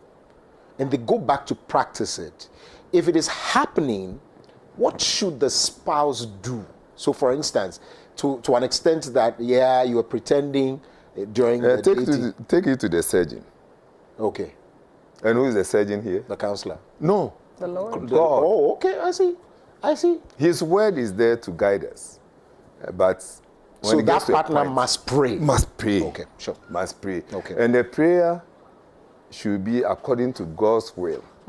That God should change his mind to submit to counseling processes. Thomas is calling us from because it is a word that will change. And there's an outstanding question as well. What's the meaning of love and submit? But Thomas, can you hear me? Tommy? Hello? Hi, Thomas. Hello? Hi, Thomas. How is Obuasi this morning? Oh, what is very fine. Great. Talk to us. Okay, my contribution and also a question. All right, do that in 1 minute, 30 seconds. Oh, okay. As Papa was saying, like in the submission level, sometimes can't we link it to the trust and the love issue? Because sometimes the man would do everything possible for the wife to submit. But you could see there is no happiness or there is no appreciation in what the man is doing. So sometimes I don't think maybe it's concern of love. Especially those ladies, they dated a lot. You see, they dated a lot before entering into marriage because they will be comparing so many issues. Comparing a virgin lady to a new man. Sometimes the problem is very simple if they are all Christians. But in a connection whereby the lady dated or the man dated, Satan will come in and there shall be a comparison to the extent that anything that you'll be doing will be inferior to the other spouse. I was asking Papa, if the love and the trust, which is very important in marriage, is being broken or comes down, what is the next level? Thank you very much, Papa. Love is not empty. Love is a container that must be filled with its own elements. And some elements should not be in that container. So when you say love, you've said nothing, practically nothing. What are the things you're going to put in? And what does it mean by the man will do everything? Sometimes we think when we give chop money and give shelter, we've done everything. What about your wife calling you and we are not picking? I'm busy. And you never respond. And then you come home and say, why do you call me? You have not done anything. You can give her everything in this world. You've done nothing. Okay. And that's what the Bible says, without spot or wrinkle. What does wrinkle means?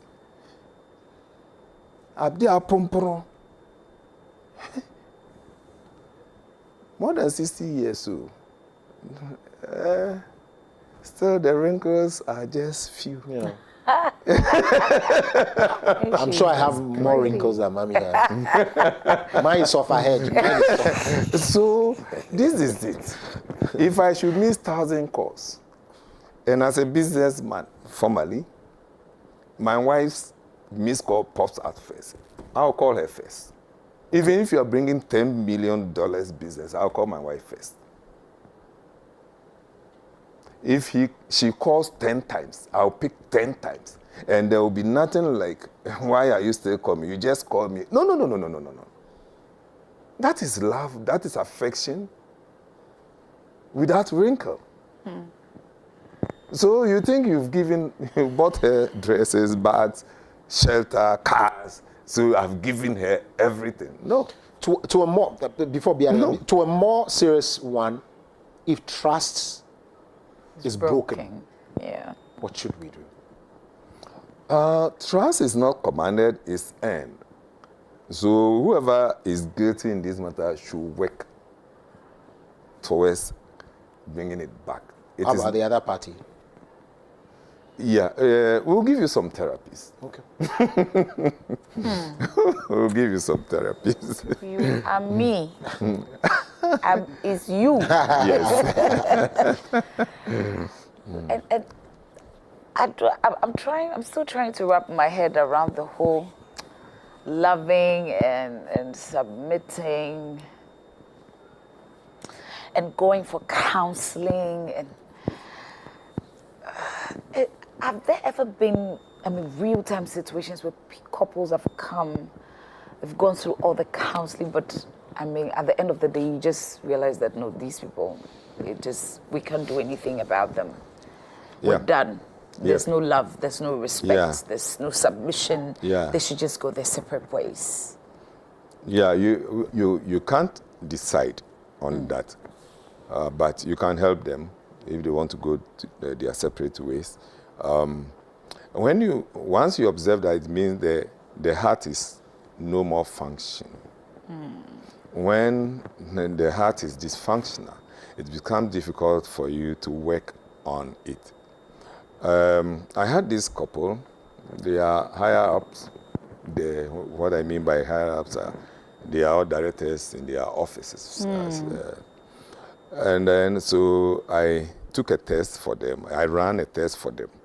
And the test said their commitment level is so low that any attempt to take them through the counseling process will fail until I'm able to fix the commitment level. And the man wasn't committed. So let me explain it to you. It's like preparing a patient to the theater. Yeah. And then all his or her vitals are either too low or too high. What are you going to bring out from the theater room? A corpse. That's right. And so that was their situation. And I tried fixing and bringing even their church in so that we can, in this case, I needed the church.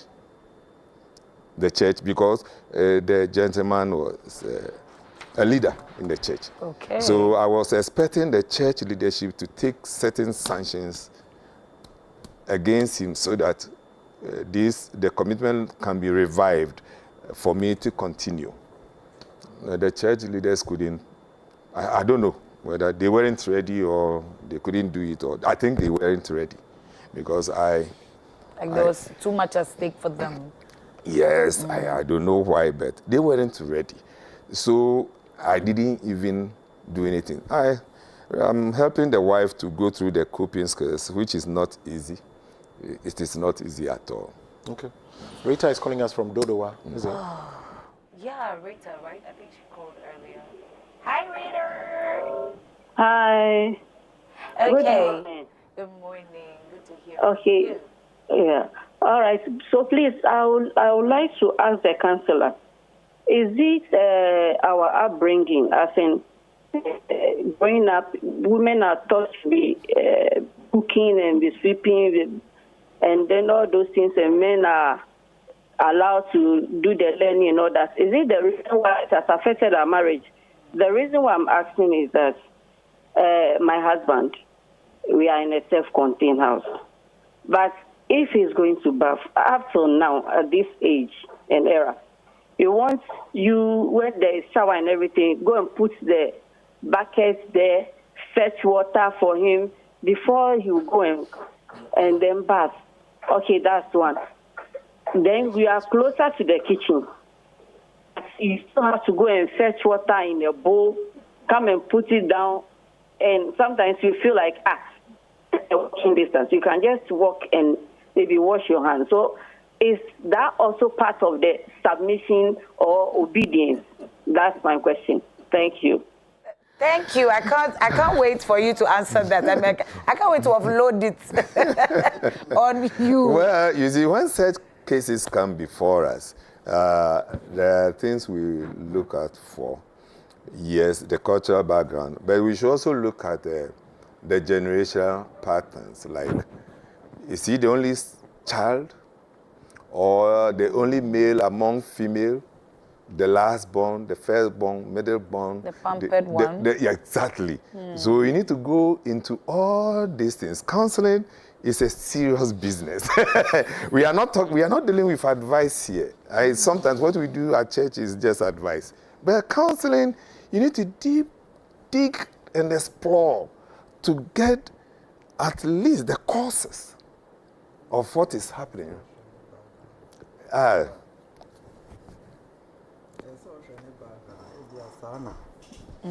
Otie. Finu won fi sana where one niama nti oba or expect say also be sama. For instance, Kuku is the only male among 6 females, and he is the last born. Hey, the man is a preacher. Why? With me tight back Sunday. I'm giving my tight. I receive it. Yes. In Jesus' name. Mommy is saying that Exactly. So that I can't hold. But say bibi ama una so waria. Nka shede ofu kakre. So that's why you need to go through the process and. But that's why I come in, right? In your book, right? I don't know what chapter is this. Reading the book. Yes, he's loving it. The second issue is that you undermine the relationship. Okay, so when 2 people marry, each comes with perhaps 2 or 3 decades of past experiences, secrets, and approaches to life. And we think that 6 months counseling can unearth these, and after that we are left to go.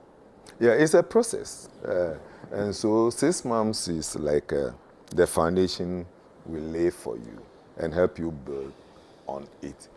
Change, the counselor cannot change you. Okay. The counselor can help you, give you the support to change. Right. Even that's how God deals with us. God will not just change you. If you want to do anything, God will just look at you. He won't just grab you and then pull you. Don't do it. Because he has given you that free will, the choice. And besides grace, choice is the next wonderful gift God has given to us. But that comes with responsibility. And so, after going through this, you take the person through it. And sometimes we need to do follow-ups. Okay. But the thing is, if the person won't come back, what can you do? You cannot be poking your nose into people's matter. But we find the issues and tell them. Let me give you one example. We're finally closing, so maybe after this we'll have your final. Okay, so they came, and I realized that the man's temperament is not too good. Very, very temperamental. So I told the lady, I told them, the closing remarks. I need to tell them their weaknesses. So, the gentleman, this is your weakness. When they were leaving, the lady allowed the man to leave, and then she closed the door behind the man, and then, signaled to me, tell him. And it was like, wow, you know this, and you are going into the marriage. What can I do? Beatings will pie. Beatings. Then some red of the flags, signs, yes. No koi. Inti se otimua se man e best sankra na enye prekope. It has to be time. Anyways, so what it means is that the cracker of the matter is that every cracker is that you sometimes see the red flags, but because of whatever it is that you know and have seen, you chose to enter. Ladies and gentlemen, it will pie in your face. It will scatter all of a sudden in your face. So the red flags are very important, and they're in the book as well. And of course, Archbishop has also authored a book, Choosing the Right Partner. What the Archbishop has also, marriage partner, what the Archbishop has also done is to make sure that they use Bible characters to show the kind of man or woman you are dating for which you want to get married. So it's important to read books around these before you get married. Anyway, let's pick the final call, I guess. Sandra from Kokomlemle. Sandra, can you hear me? Yes, please. Good morning. Right. Good morning. Sometimes, hello? Yes, you're on air. Hello? Sandra, you're on air. Yes. I said, I'm listening to the program and I wanted to. In marriage, sometimes, you don't know much about the man. Later, if you got married to the person. Since if you got married to the person, later you see the backside of the man. And I wanted to ask some questions.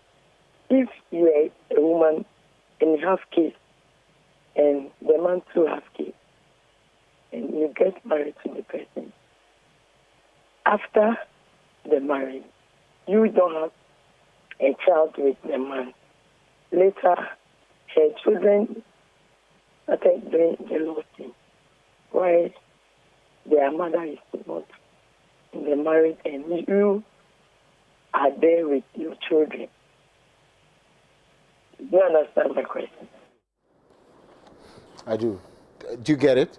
So the children are there, but of maybe probably my children are in the house, but the others are outside, and so they've started questioning why they are not also part of the home and all of that. So I think in fact it's talking about marrying with the mixed the issues. families, Absolutely. yeah, mixed families. The strategy for counseling such people is totally different, because they are coming in with children. So we call that mixed families, and you need to do some extensive work before you can help them, and they need to understand what marriage is first. If you don't understand what marriage is, then you'll be struggling with in such situations. According to Genesis 1:26-27, marriage is relatedness to otherness. When children leave home, the home is not broken. Then when a wife or husband leaves home, the home is broken. So the marriage is between the man and the woman first. And we need to know this and get to know who is a woman in the man's life and who is the man in the woman's life. Unfortunately, we are not dealing with what marriage is. People say it's an institution. It is not. It is not just an institution. It is God's creation. God purposefully created marriage. He purposefully created it. That's why from the Bible, Genesis to Revelation, marriage runs through it. And even the final one is the church will be given to Christ as the bride. So you don't joke with marriage. I see. There's a caller on the line. Yes, there's a caller on the line, but I'm also being reminded of the love and submission question. Looks like the person still wants to know what's the difference between love and submission. But let's take this last call. Hello. Hello. Yes. Your name, please. My name is Richardson. Great, Richardson. Let's hear you. Right. Such a wonderful program. Very powerful. We are very grateful to this wonderful program that is going on. I wanted to say some few things within 1 minute. Many a times we realize that there are the physical aspect of marriage and the spiritual aspect of marriage. But I wanted to ask the counselor whereby the issue is physical and the couple try to handle it in a spiritual way. And the issues are spiritual and they are trying to handle it in the physical way. In my little observation, I've realized that most difficulties in our marriages because we are not able to identify. A man needs sex, he said the man should pray, which is not a spiritual, which is a physical.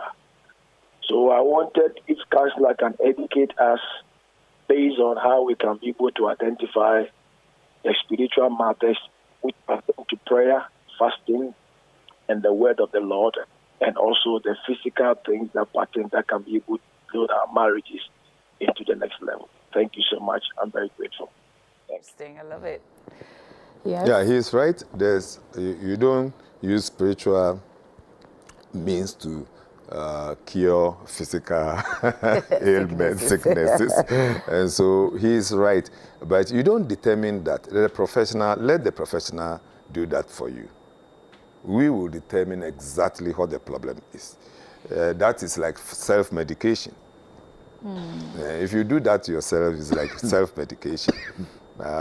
you think you have malaria. There could be something more than that. And it is only the doctor who can tell you, maybe. And we ran a lot of tests and to determine exactly what the problem is and then get you the therapies for healing.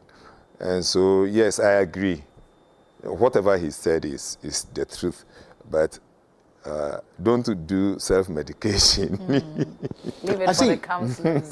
Mr. George Kojo Asa yes, is a certified counselor by the Ghana Psychology Council and also a member of the Ghana Academy of Christian Counselors. Of course, married to Mrs. Florence Asa. Thank you very much for coming. Can you put your number out there? Anybody who wants to call you? 0244 260 172. Okay. Again. 0244 260 172. Okay. So that's the number of Mr. and Mrs. Call them, let them know your problem, and make sure you see a professional counselor as always. They also wrote a book, You Are Me, right? And so you can also get it very comprehensive, extremely comprehensive. And so it tells you from red flags to the cultural beliefs, every other thing that you need to know about yourself and who you are going to deal with as a wife or a husband is all in there, You Are Me. So pick the book for yourself. Where do they get it? Or if they call the number, absolutely. And it is also on Amazon. Amazon. All right, great. Thank you very much for coming. God bless you. Let's see you again some other time. It's up next. Let's talk money. Let's talk marriage. Let's talk everything that has to do with it. Stay with us. The Kwacha. Benefits boy Moses, please. Yeah. No.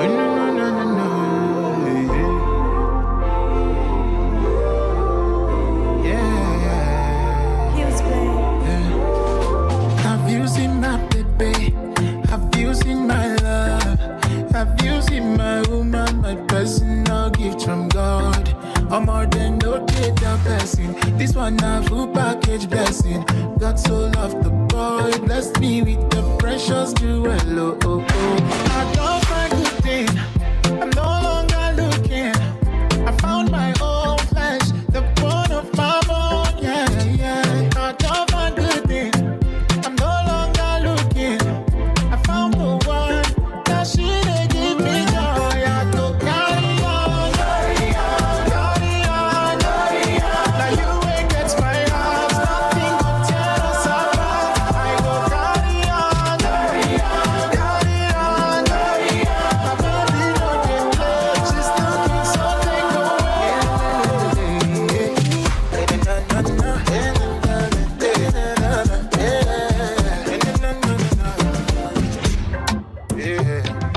I did just 1,000 before we go just 10,000 together. Oh my darling, me and you go dating forever. I know they search again, everything I want all in order. My precious woman, my love. Hey, I don't find good thing. I'm no longer looking. I found my own flesh, the bone of my bone. Yeah. I don't find good thing. I'm no longer looking. I found the one. Now she they give me joy. I go carry on. Now you ain't get my heart. Nothing will tear us apart. I go carry on. My baby don't get play. She's looking so take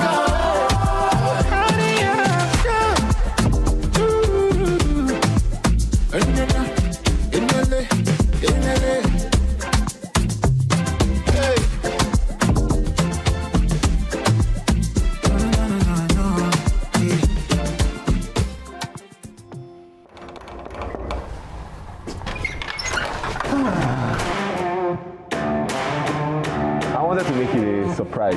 Why? I knew the dramatic appearance would excite everyone. I've been looking for you for a very long time. Why are you so intimidated? Just complain that I'm fat. But you are fat. Here is my son.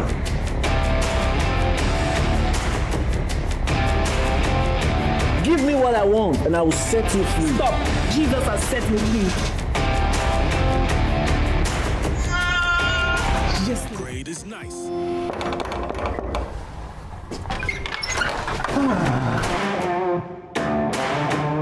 I wanted to make it a surprise. Why? I knew the dramatic appearance would excite everyone. I've been looking for you for a very long time. Why are you so intimidated? But you just complain that I'm fat. But you are fat. Here is my son.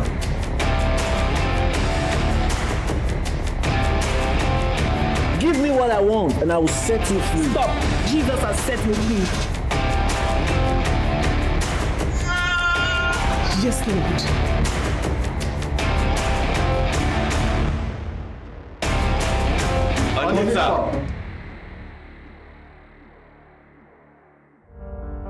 In times of change, when the world seems uncertain and what we hear doesn't reflect what we see, we seek the truth. When we are told only part of the story, we lose trust. In moments of crisis, our dreams, hopes, and wishes for a better tomorrow depends on a free press.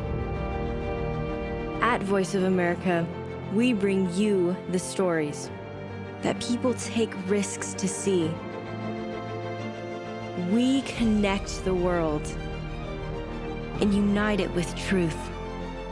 At Voice of America, we show you the whole picture. Africa 54, in partnership with Voice of America, weekdays 8 a.m. and 3 p.m. on Dominion TV. Everything I've been wanting, manifesting for my life. Everything you've been wanting, manifesting for your life. Everything I've been wanting, manifesting for my life. Everything you've been wanting, manifesting for your life.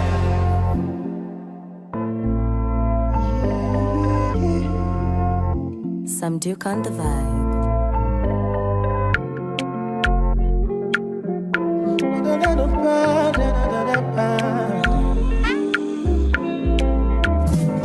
This year, blessing, money, testimony.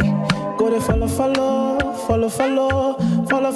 you they go. This year, good news, giant, plenty money. Go to follow, you they go. Everything I've been wanting, manifesting for my life. Everything you've been wanting, manifesting for your life. Even before you call, you don't answer prayer. My papa is too sure, you don't fit for your hand. Even before you call, you don't answer prayer. My papa is too sure, for your hand. Everything I've been wanting, manifesting for my life. Everything you've been wanting, manifesting for your life. Everything I've been wanting, manifesting for my life. Everything you've been wanting, manifesting for your life. Blessing, money, testimony. Go to follow, you they go. This year, good news, giant, plenty money. Go to follow. Well, welcome back. We're excited that you can join us. Thank you very much for taking interest in the things we're discussing on air. We're glad that you can be a active participant, right? Your messages are very appreciated. Please keep them coming. You can also drop them on our live feed, Facebook, Instagram, and of course on YouTube, My Dominion TV. If you have not liked the page yet, like all our pages and make sure that you are in tune with what we are bringing. Mr. Nelson Semanu Koko is here. He's the financial evangelist, right? And we're still going ahead with our Kingdom Finance series. And he joins us. It's also interspersed with money and marriage, right? Biadela is still here as well. She has nowhere to go, actually. She'll be here. Yeah, she's got nowhere to go. She's going to be here. If not that, I love you. You'd have finished me. I would have finished. But of course, we started a very good conversation the other day. I was loving, we'll continue to go. But before then, let's do a quick recap. Why the issue of, you have a very nice way of calling about kingdom finance. Again, I stated that it's not taught in there. For me, I was against it. I feel that once you are talking about finance, you're veering off the primary goal of Christianity. But there was a nice way you put it. And so before we get into the issues, just let us know why you started this. All right, thank you so much, and good morning to our cherished viewers. Yesterday I wanted to do something I couldn't do, so I want to do it this morning. Oh, please do. I want to salute the Archbishop whose vision has brought this here. Right. I remember in my early days as a Christian, I read most of his books. Okay. And that has helped me a great deal. So you said you were going to the bookshop yesterday as well. I went there. You went to buy books? Yes, I went there. I bought one of his books on the prophetic ministry. Wow. Yes, and I also want to salute my dear wife. I call her the super girl. The one only super girl, the whole world. If you hear of any other super girl, please don't think. That's also yeah. All right, so it's an honor to be here again. Right. I started Financial Evangelism Ministries about 5 years ago. Okay. Because growing up as a Christian, I became born again on 2nd April 1999, an experience I can never forget. And you know, my foundations were strictly the basic Christian practices, quiet time, evangelism, discipleship, kind of.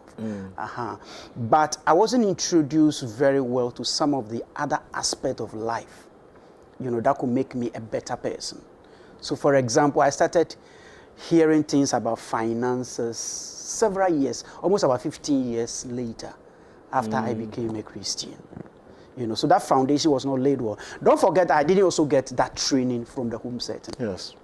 Yes. So probably I was expecting that the church would have provided some aspect of that financial training. Okay. Yeah. So I realized that there is that gap.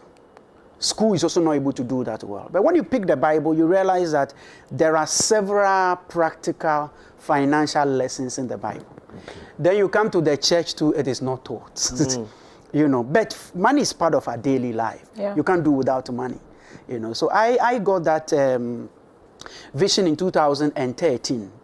Of course, I was running a business. I went into difficulty and being one of the key financiers of my church.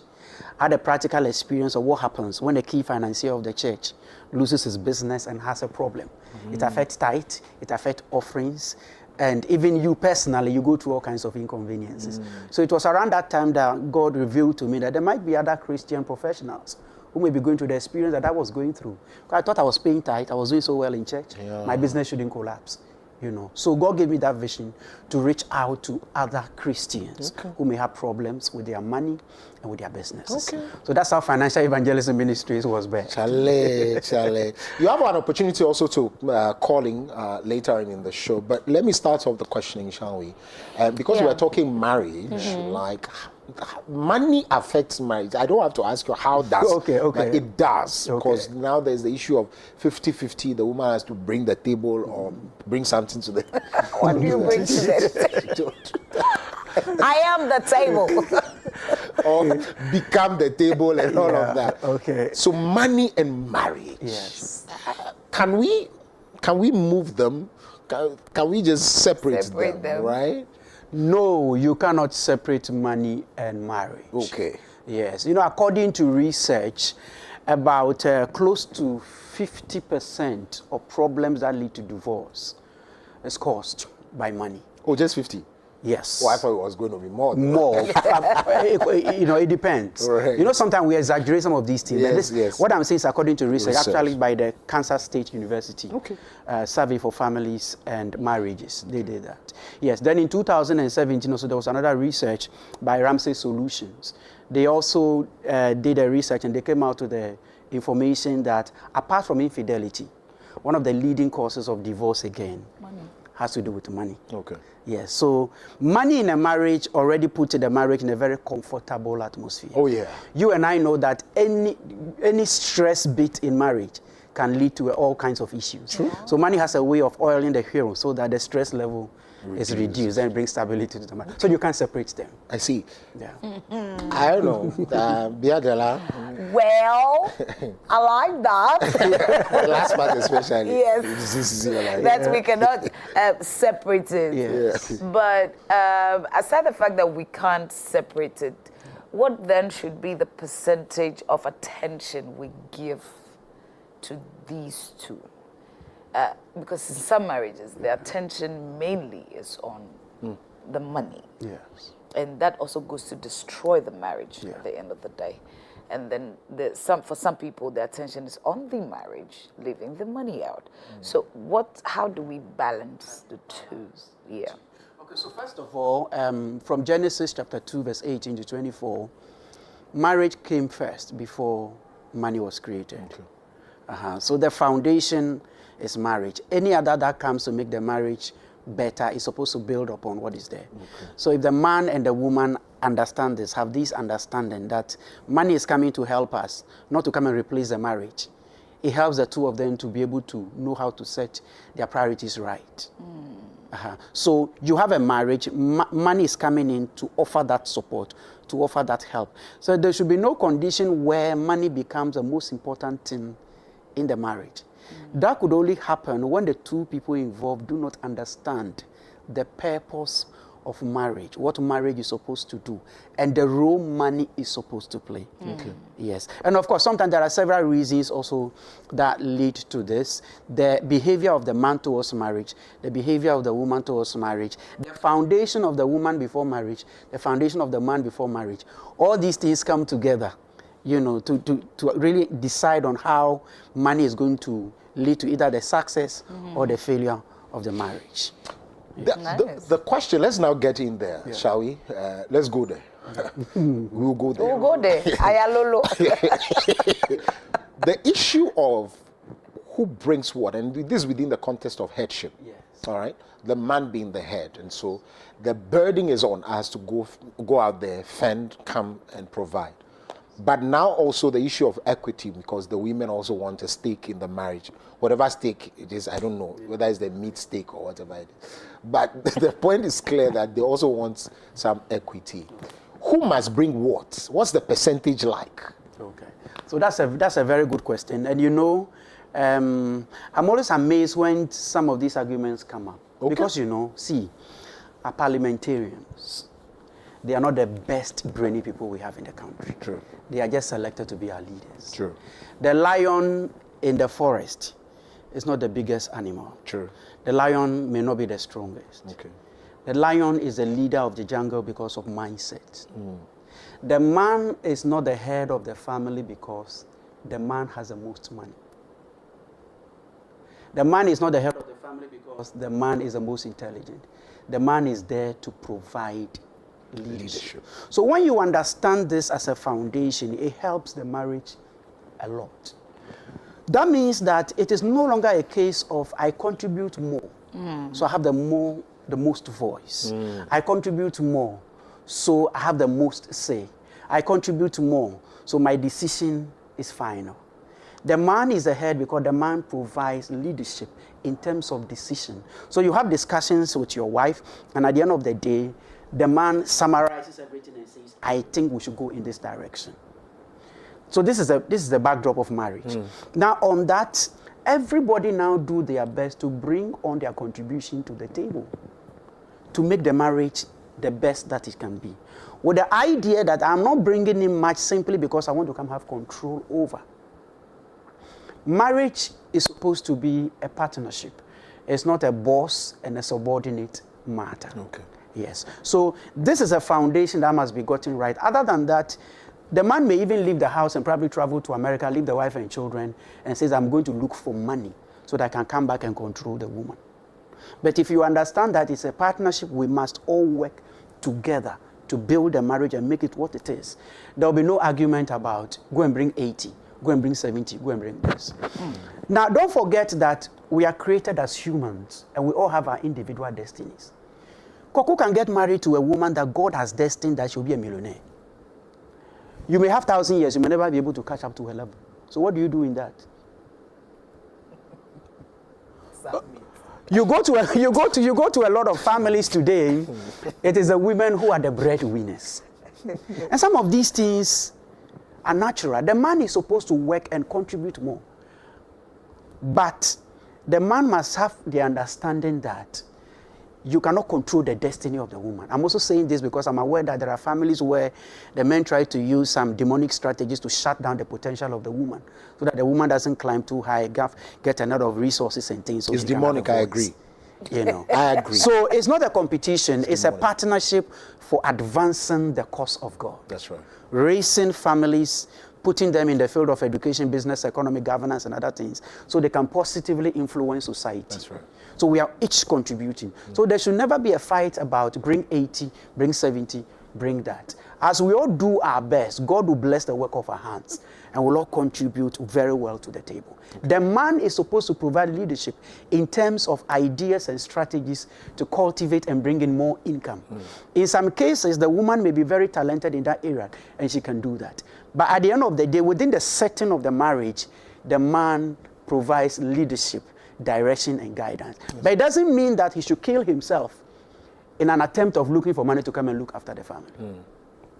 Well, we'll open the phone lines at this point, I guess. And so what we would be doing really is to get your question, very practical ones, is also on the scope before Biadola comes in. The fact that somebody said, just do this exercise. One day, go to the house and tell your wife that you have lost your job. And also, if you have any savings together, tell her that you spent it into, you got it into an investment, and now, the money has bent.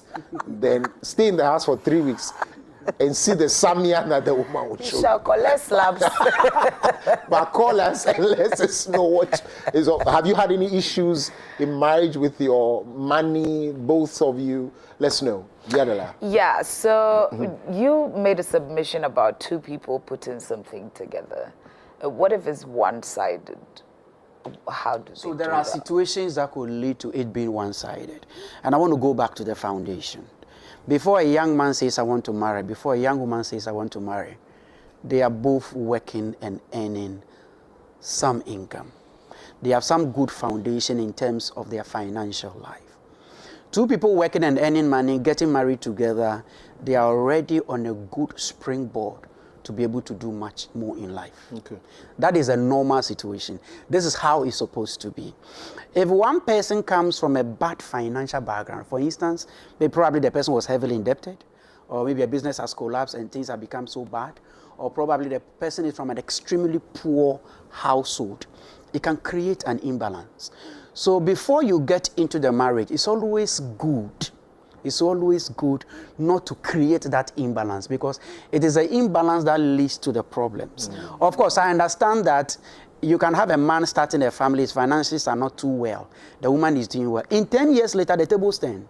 Okay. Right. Yes. Abigail is calling us from Shashi, though. Yes. So hold your thoughts, please. Abigail, can you hear us? Yeah, good morning. Please, the demonic part of a man trying to pull you back not to work. Maybe you see that you are a hard-working woman. When you climb up, you become something else. This morning, I heard this of what are you bringing to the table and things. My husband doesn't want me to work. But I am not an adult. I don't like staying one place. I need to do something. I know many petty things that I can do and run around. So I worried him. I did some small container for me. Since then, he doesn't contribute to it. And he know I don't have capital. So I cannot run it. And I'm struggling. Sometimes I fear loan. And I don't know how to ask people for money. And as a married woman, who are you going to ask? So in this case, what do I do? But you still complain that I don't bring anything to the table. I'm in the house doing everything, taking care of the children. Please come again. He doesn't want you to work too. Yeah.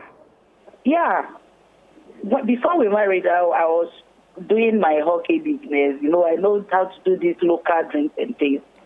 I used to hawk it around and make money. I make money, actually. But he told me that I should stop. So I asked him, so what do? I don't want to stay doing nothing. Excuse me, if I want to buy pad, I have to run to a man to go and ask, that kind of thing.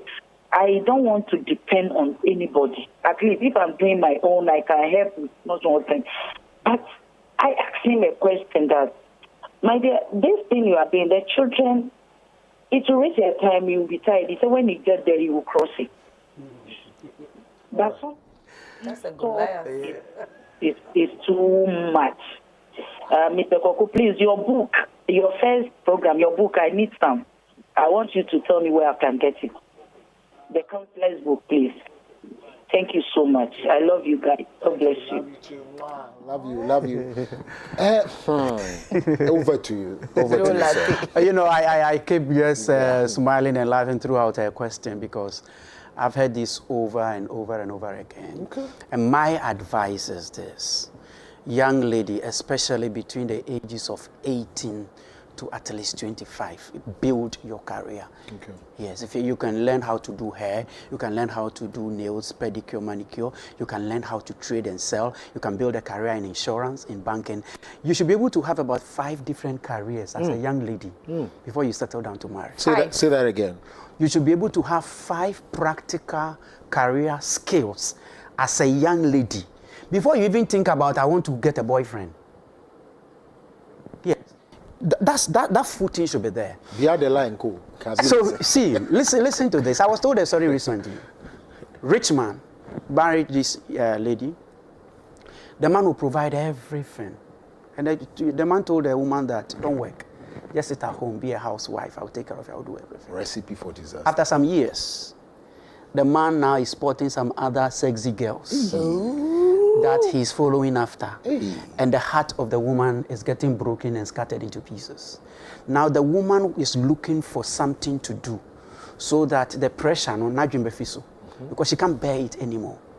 And I ask myself, why would a man tell a woman that, sit home, I will look after you? It is totally wrong. It's not right. Excuse me, no matter how rich you are, I have seen rich people in this country whose businesses have been brought to their knees. So if you tell the woman not to work, and you are the one who will look after her, what happens the day everything goes down the drain? And even you yourself, you can't even take transportation to go out. No, we are not God. The man should work, the woman should work. It is wrong for a man to tell the wife not to work because you are rich. It is totally wrong. So when you are entering the marriage, the women should have discussions with the men that I have learned a trade. I'm good in this, I'm good in that. Please, I would love to work to support you. That foundation should be set right, because usually when it comes to marriage, if you don't set the foundations well, sometimes when you are climbing up and you try to introduce certain things, it creates all kinds of problems. I'm sure if this discussion was had in the beginning, we will not be at this level now. Yeah, so the women should engage the men that, I know you are rich, I know you can pay the school fees, I know you can pay the rent, but life is unpredictable. Why do we sell insurance products? Because life is risky. No matter how wealthy you are, no matter how rich you are, just one catastrophe, all the investment will be wiped off. You can be reduced to nothing. When it gets to that stage, it is the hair that the woman knows how to do. That is what can bring food to the table. It is the cassava and the maize that the woman knows how to sell. That is what will hold the family together. So forget about all your big positions at the banks and at the corporations and the university and all that. Let your wife work. The children go to school, so what she should sit in the house doing? I see, I don't know. I'm sure Biadela and Cody have any question again. You have killed their career. You have destroyed their destiny. No weapon. No weapon at all. But you were saying that they should be asking certain questions even before they marry. Aside the question that you said, the discussion you said they should have about, okay, I have this thing, skill, I want to start to work.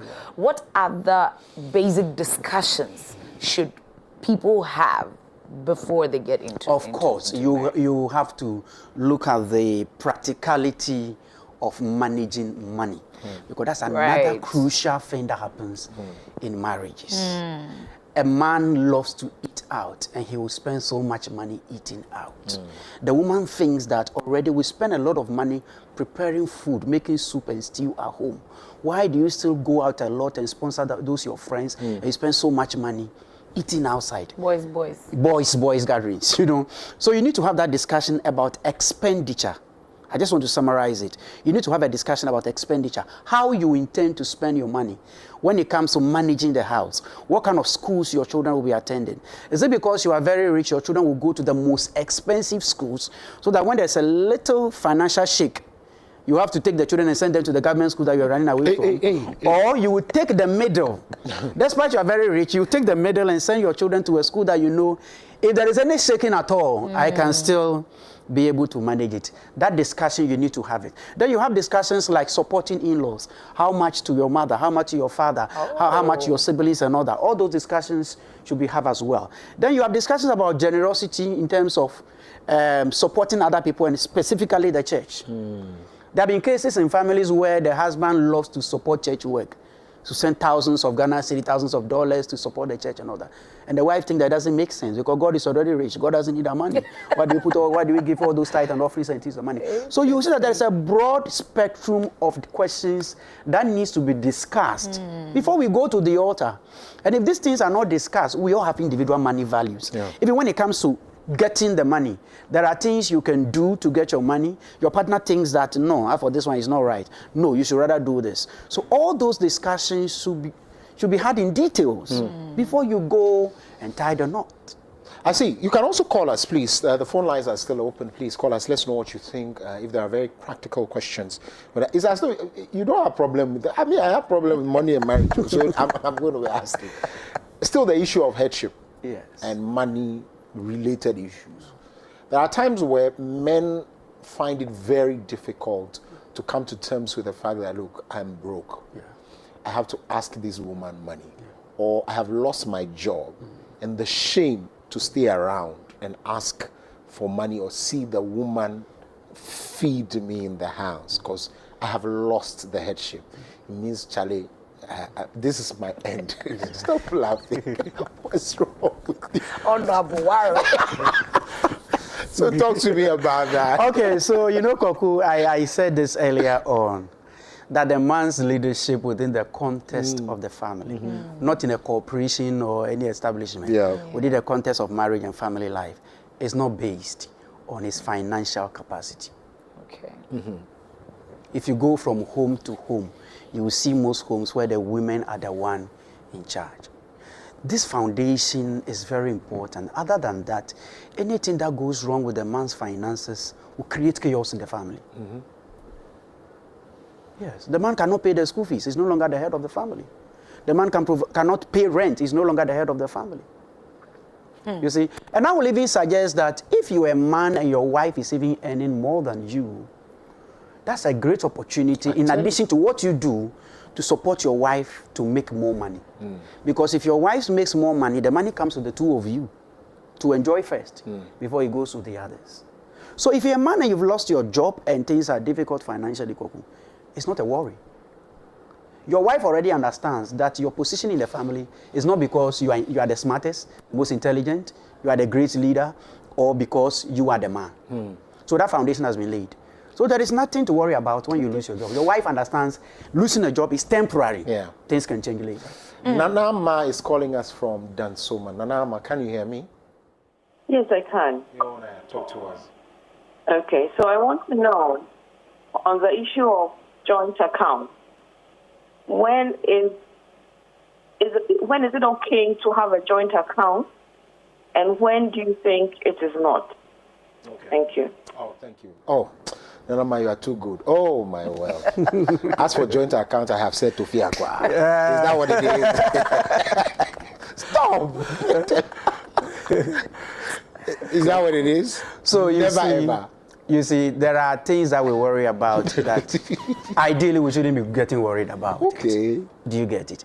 If you understand how money works, if you understand how to get money, if you understand how to make money, if you understand how to manage money, there are things you will not worry about. Do you get it? If you have $1 million in your account, and you take out about, let me say, 200,000 cedis to create a joint account with your wife. So this kind of share, it will not affect you.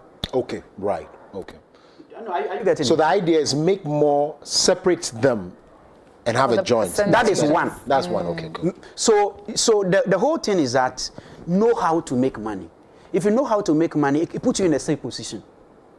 Do you get it? So you can have a joint account with your wife. There is nothing wrong with that. But I will advise that should be goal-driven. So for instance, we've seen a plot of land at East Legon. We want to buy it. Every month, you are doing 20. You are also doing 20. You are doing 50. You are doing 40. It's specific towards a goal.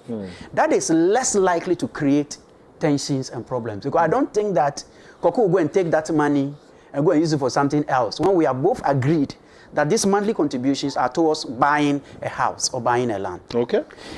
I see problems come out in situations where it is a joint account, but there is no specific agenda for the joint account. Okay, that's where problem comes. Please hold that thought. Let's speak this because Bright is on the line. Bright is calling us from the Republic of Kaswa. Bright, can you hear me?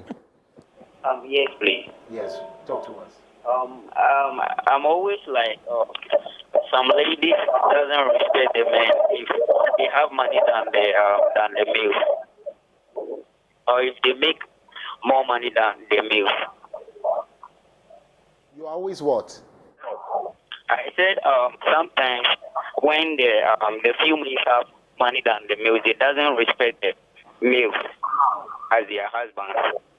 Sometimes it's true. Jerry, like, don't watch me now. You know what Bright is talking about. Don't play the whole string. No, come on, don't. I was actually going to ask a question about So that. can we finish that one, the other one? So we are done. It has to be goal-driven. Yes, it has to be goal-driven. Okay, so when you are having a joint account, let it be goal-driven. Okay, so you should have your separate accounts conveniently before you go into a joint account. Okay. Yes, then you are fine. And it should be goal-driven, specific, targeted. Sorry, but must you be able to tell the woman everything that you make in life? Like accounts, every penny. Yes. In your individual account, personal accounts, and everything that comes. But you are even asking that, must you tell the woman? How about the woman also? Oh, okay, I'm sorry. But you see, transparency is one of the things that sustain marriages. Okay. So that is another foundation to get, transparency and openness. It's difficult for all of us. Yes. Yes, but when you make the effort to do it, the person trusts you. Okay. So it helps the marriage a lot. Okay. After all, what are we hiding? Yeah, so there is nothing wrong with declaring it. After all, you're not going to take even those who are going to take government positions are declaring their assets. So and not all of them. Not all of them. I know. So that shouldn't be a problem. That's okay. Right. Yeah, then the question the gentleman asked about the woman having more money and showing disrespect to the man. I've watched a lot of movies where a rich man married a poor lady. This poor lady later became so powerful that he drove the rich man out of the house. Okay. An arrogant, proud person is arrogant and proud by nature. No amount of money can change that person. If a woman is disrespectful, she is disrespectful. Even in poverty. Even in poverty. Stubborn, proud.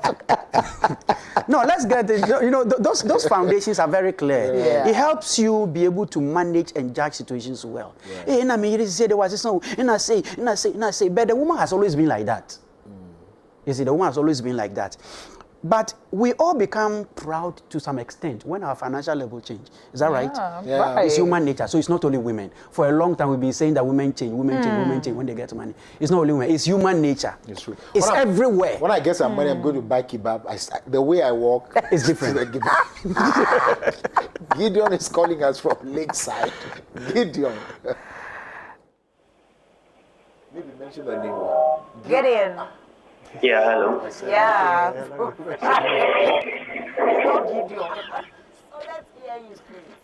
Okay.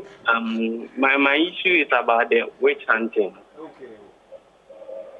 The reason why most men they don't want their wives to work is because African women, when money is in their hands, most of them they don't respect their husband. So that is the reason why most men, they don't want their wife to, like, they should be equal with them. Because the women, when the money is in their hands, if you talk one, they will talk three. So that's the reason, eh? I remember those days when if I don't give so much money in the house, I know how to walk because I'm sensitive to any body language in the house. Like, is it because I'm not giving money? That's why they are eyeing me like this. Doesn't it bother on ego? I feel like, I mean, like he's saying, look, people don't change. Yeah, I agree. I feel like people evolve. So, like he's saying, maybe you already don't respect. It's your real self that is showing. It's like money becomes a catalyst. It's as though this is deeply seated in the African man's mind, right? Exactly. But you see, let's also be practical. Money in the hands of a woman can do more in a family. That's true. Than money in the hands. Where's your church? I'll find you on Sunday and give you a tithe. No, let's. We don't have to pretend. Yeah. Let's hit the issues as they are. Yeah. I've read, I've seen, I've researched. Money in the hands of a woman can educate more people in the family. That's true. Money in the hands of a woman can take care of more people. A good woman, qualified. A woman. Women generally. Thank you. They do better at that. There are men in families who had money, that by virtue of they being blessed early, the rest of the siblings and their families could have had their destiny changed. But they rather investing it in short-term pleasures. They invest time in slay queens. They invest time in alcohol and other things. But women get the money and they're able to do a lot. So I ask myself, why do we keep saying that we should squeeze the women so that they don't get money? Because when they get money, they will not respect. In any case, work on your self-esteem so that those little disrespect and things, it doesn't kill you. Have wisdom. If you know who you are, you can apply wisdom. Thank you. Yeah. Those small things shouldn't worry you. What kind of respect are you looking for at all? You know, you are the husband. That's why I said that the man is the head of the home. Not because he's the richest. Even God knows that there are families that the woman will be richer than the man. Yeah, so let's get that foundation and then we work together as a team. But the women should also understand that today, if you are richer than your husband, Ecclesiastes chapter 3, it says there is a time for everything. Yeah. The man you are looking down on today because he can't pay the school fees, the man you are looking on today because he can't really, pay the rent, tomorrow his destiny can change. Just one prayer and God can just open a big door. How will you behave when his situation changes? Mike is calling us from Spintex. I hope your destiny has changed this morning. Mike, talk to us. Mr. I don't know. I just finished your Dominion. Mr. White, I assume he's a pastor. I think you were. Yes. Yes, he's a pastor. Charlie, in this world, I've got to realize that we should pray so that you just get a nice person, either a man or a woman.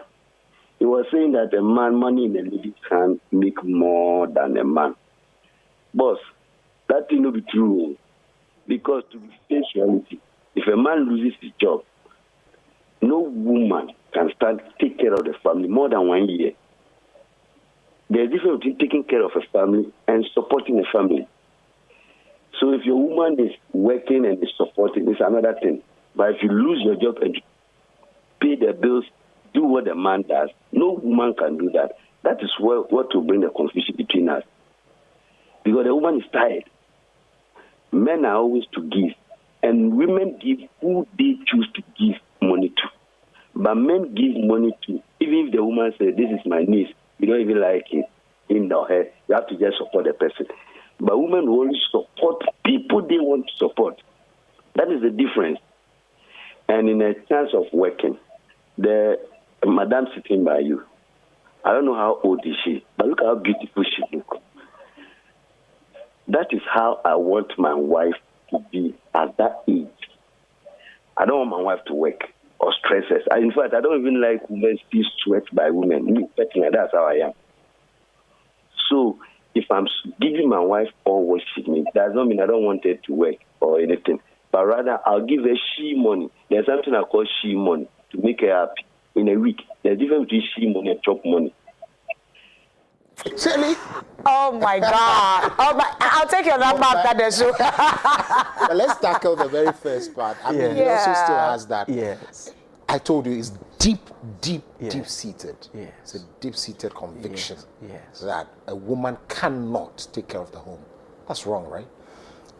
There is a leadership in the home. I keep emphasizing that the man is the leader of the home. So by nature, a leader has certain things that he does. So the man is wired by God to lead the home. The woman plays the role of a helpmeet.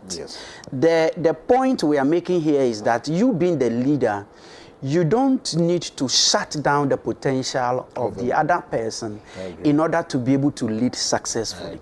That is the point we are making. We are not saying that the woman can take the position of the man in the family. No, because that is not how God made it. The man will remain the leader, but the woman has an important role that she has to play.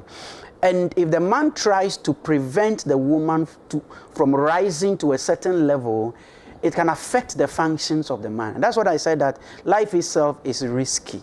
So if you think that because you are the man, you will always be in a position to support, you'll be getting it wrong. Because there are marriages where things have happened to the man. Lost one of the legs, lost one of the arms, something happened by accident. And the women have been able to raise their families, educated their children to the universities, they've completed school, some are working, and they are doing very well. So what we are saying is that the man remains the head. But the man, in playing his leadership position, must consciously empower and integrate the woman into the family, such that she can play her role as a helpmeet, as specified in Genesis chapter 2, verse 18 to 25. Mr. Smith is calling us from Westland. Mr. Smith. Yes, how are you? I'm good. How are you? Right. I like the gentleman. I have been together with my wife for about 30-something years. Sometimes when we come into public space, sometimes when we are advising masses, we should look at individual homes and what it pertains and what happens there. We don't box it all together, because let me tell you something. Every home, every situation is dynamic in its own way. For instance, for me, I believe in one thing that he said, that you need to you have to allow your wife to work and do something to support the family. The women can only support. Please, what we do as men is huge when money is in our hands. You know, we keep even the woman's family together. And vice versa, when you lose your job or you're not working, I can assure you the woman cannot play that role. The woman cannot even play a role of keeping her family. Because, you see, I've seen instances, I'm not talking about my wife. My wife is somebody who's very accommodating, but she's very selective. And that's what the other man was saying, that women necessarily will not invest in anything or even give money to other people to keep the entire big family happy. Women cannot pay school fees of children, pay rent, pay that, and you sit there doing that, saying, no, it will never happen. That woman will stress, that woman will not respect you because they are not wired to do things like that. You know what women do? Women can cook, take care of children, do this, and we ask, how can you do all these things at the same time? Because that's how they are wired. But when it comes to money, yes, women can be economically good. They can, save money. They know how to do that because you know why? Like the other caller said, women don't just give money to anybody, but men do. And that is why we are men. And so when a man is flourishing, a man has money, he keeps the woman's family happy, his own family happy, extended people. You may think it's not important. He mentioned church. When we go to church and I'm with my wife and we are paying money like, what we call, seed and other. Even normal collection in church, you see the woman will bring out 2 cedis, 3 cedis. The man will bring out 1,000. And so women are very, even in church, they manage. And so when you say the men, yes, allow your woman to do, women, yes, support them, give them something to do once in a while. When things are bad, they come in. But don't put women in the position of it. That's why when you go to homes where women are doing very well, you see that family is like an outcast, where the man is not doing so well and the woman is rich. For about 10 years to come, no family member wants to see them. Nobody wants to. Then you see that it's like an outcast home where everybody, that woman is your alcohol. Even your own relatives will not talk to you, because even the way the woman will talk to them, it's only money. Sometimes the way woman is very powerful, they go very down and treat maid servants, they treat their extended families and all that. So please, whatever we do, counselors and all whatever, let's say the truth. Because some of us, we are not counselors. We are not, going out there to preach or whatever. But we have the natural experience.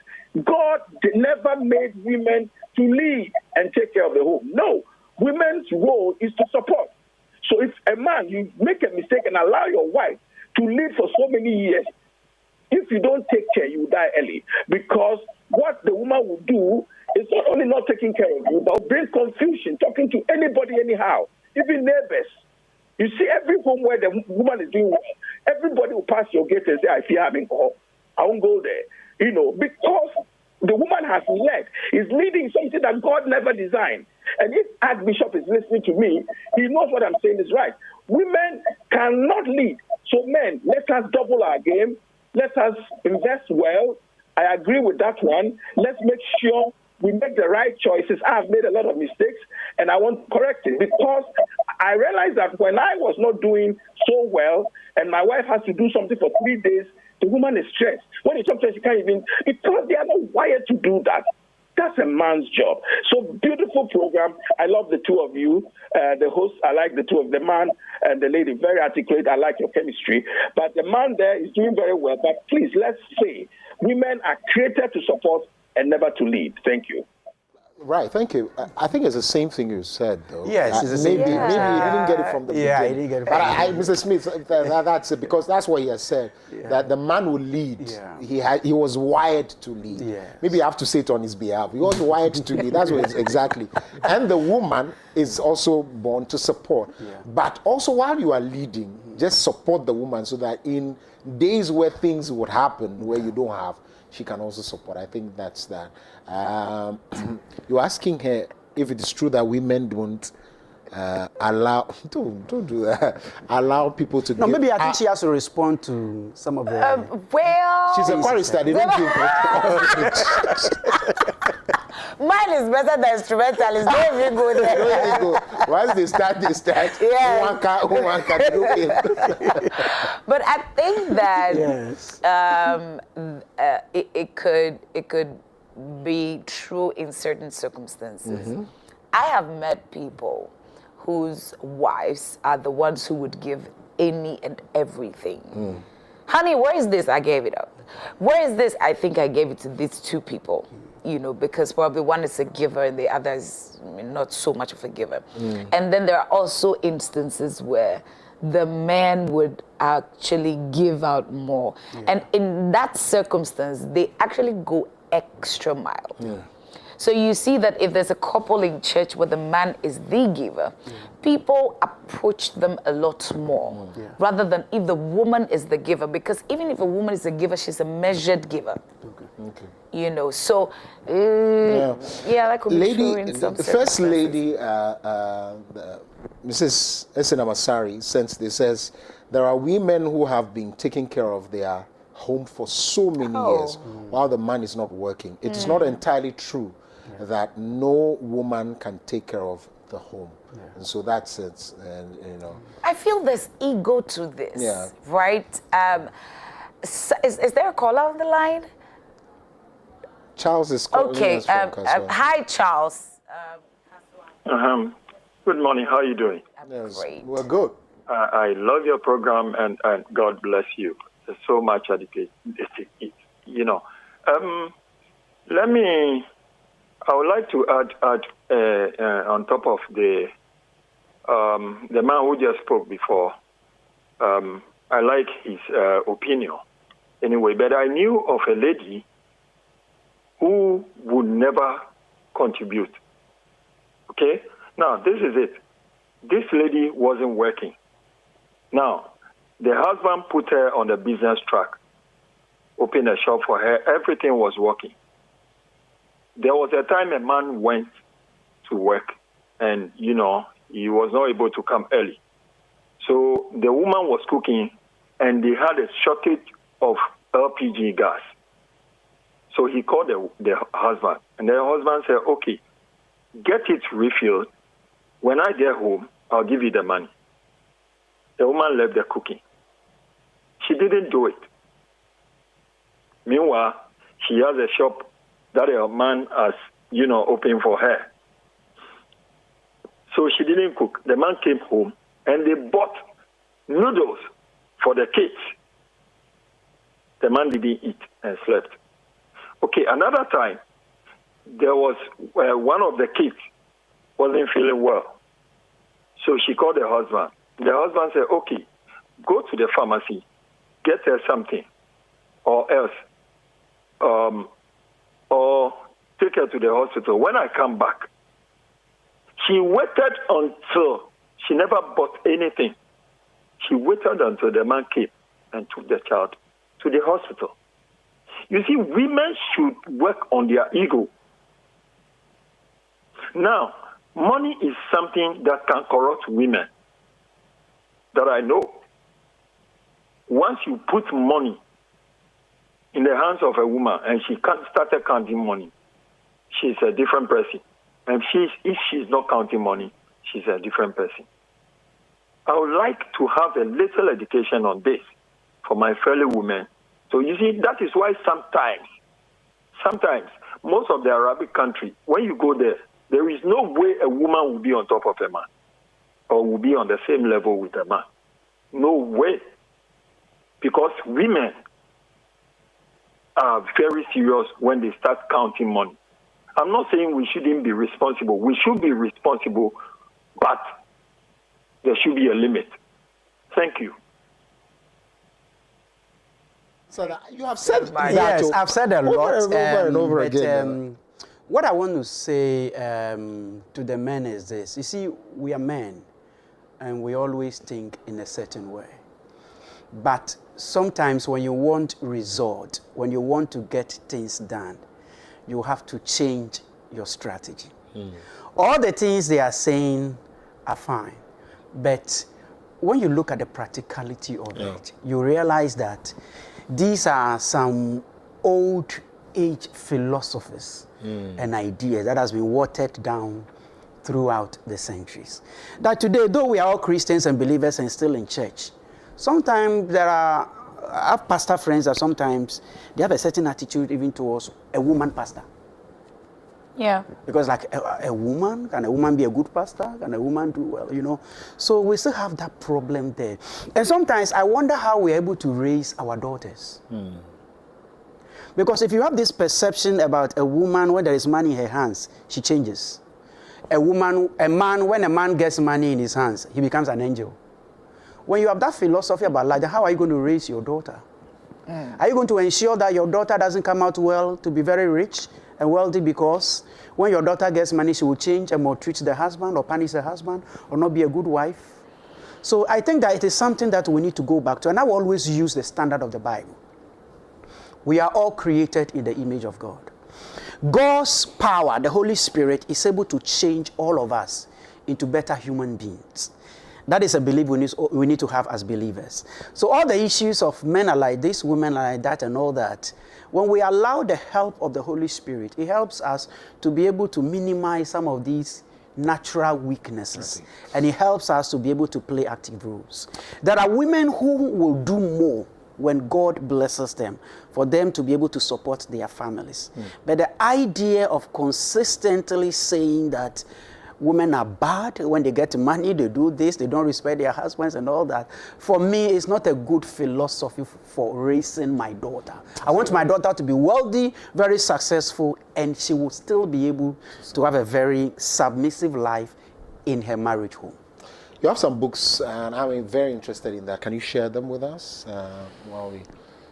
Yes, so currently I have the top 21 money mistakes that everyone must avoid in life. And it so that's it on the screen.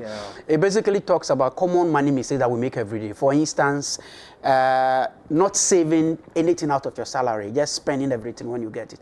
That's a money mistake. Another interesting money mistake you see in that is by people who invest money in some supposed beloved with an attempt to marry them. So after spending all the money on the lady, you don't end up marrying her. That's a money mistake that must be avoided. Your wife is a chartered accountant? Yeah, my wife's a chartered accountant, yes. Pastors in Business, one of my favorite books. I believe that there are people who have been called by God both to function in the world of business as well as ministry. So God does not expect all of us to abandon our work totally, our vocation totally, and do full-time ministry. That is what this book's about. But there are challenges with combining business and ministry, and that book does justice to it. This is my latest book, The Impact of the Prophetic on Business Success. I picked this from Luke chapter 5, when Jesus met Peter at the shore. He said, Peter, give me your boat, let me preach to the people. He finished, and then Peter told him, Jesus instructed, go this way, you'll catch some heavy fish. Peter said, I'm a professional fisherman. We have toiled all night, we haven't gotten anything. But nevertheless, at your word. Yeah, so I believe that in marketing, God can direct you to go to a client and you'll launch onto a big business. I believe that in events, God can give you a business idea prophetically, and that can just explode your business. I also believe that when it comes to the core function of running day-to-day businesses, there are specific directions prophetically that God can give you that can turn your business around. That's what this book is about. Fantastic. It's for business people and entrepreneurs. Very powerful book. People who don't read and you think you are just there. Okay. This Yes, then financial lessons from the parable of the talent. The talent, one received 1, another person 2, another person 5. Am I right? Yeah. The 2 and the 5, they doubled it. The 1 buried it on the ground. The whole idea of this book is that God gives everybody a talent. And your talent is supposed to be the number 1 tool for crushing and defeating the spirit of poverty. However, if you don't discover and develop and try to monetize your talent, you become one of the people in the world who also be living at the mercy of other people. And in this book, I make a strong case for individuals that when you're an individual, and you sharpen and you develop your talent, it can explode you financially. Even nations like Dubai, who don't have a lot of natural resources, by developing themselves on what they have, today they are doing so well. So that's what that book is also about. Tell us the numbers. Put the numbers there. So the number 0549 762233. 762233. Yes. 0549 762233. Yes. It's been a wonderful time. Thank you very much for blessing us. Thank you too. We cannot wait to have you again at another time. My name is Koku Lumo. And my name is Biadala. We'll see you tomorrow. Another wake-up edition. Join us on our socials. Like, share, drop comments. See you tomorrow.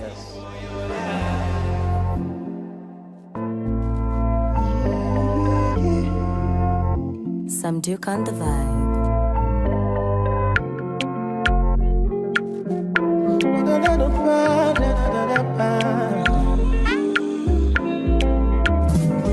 This year, blessing, money, testimony. Go to follow, you they go. This year, good news, giant, plenty balling. Go to follow, you they go. Everything I've been wanting, manifesting for my life. Everything you've been wanting, manifesting for your life. Even before you call, you don't answer prayer. My papa is too shy, no fit for your hand. Even before you call, you don't answer prayer. My papa is too shy for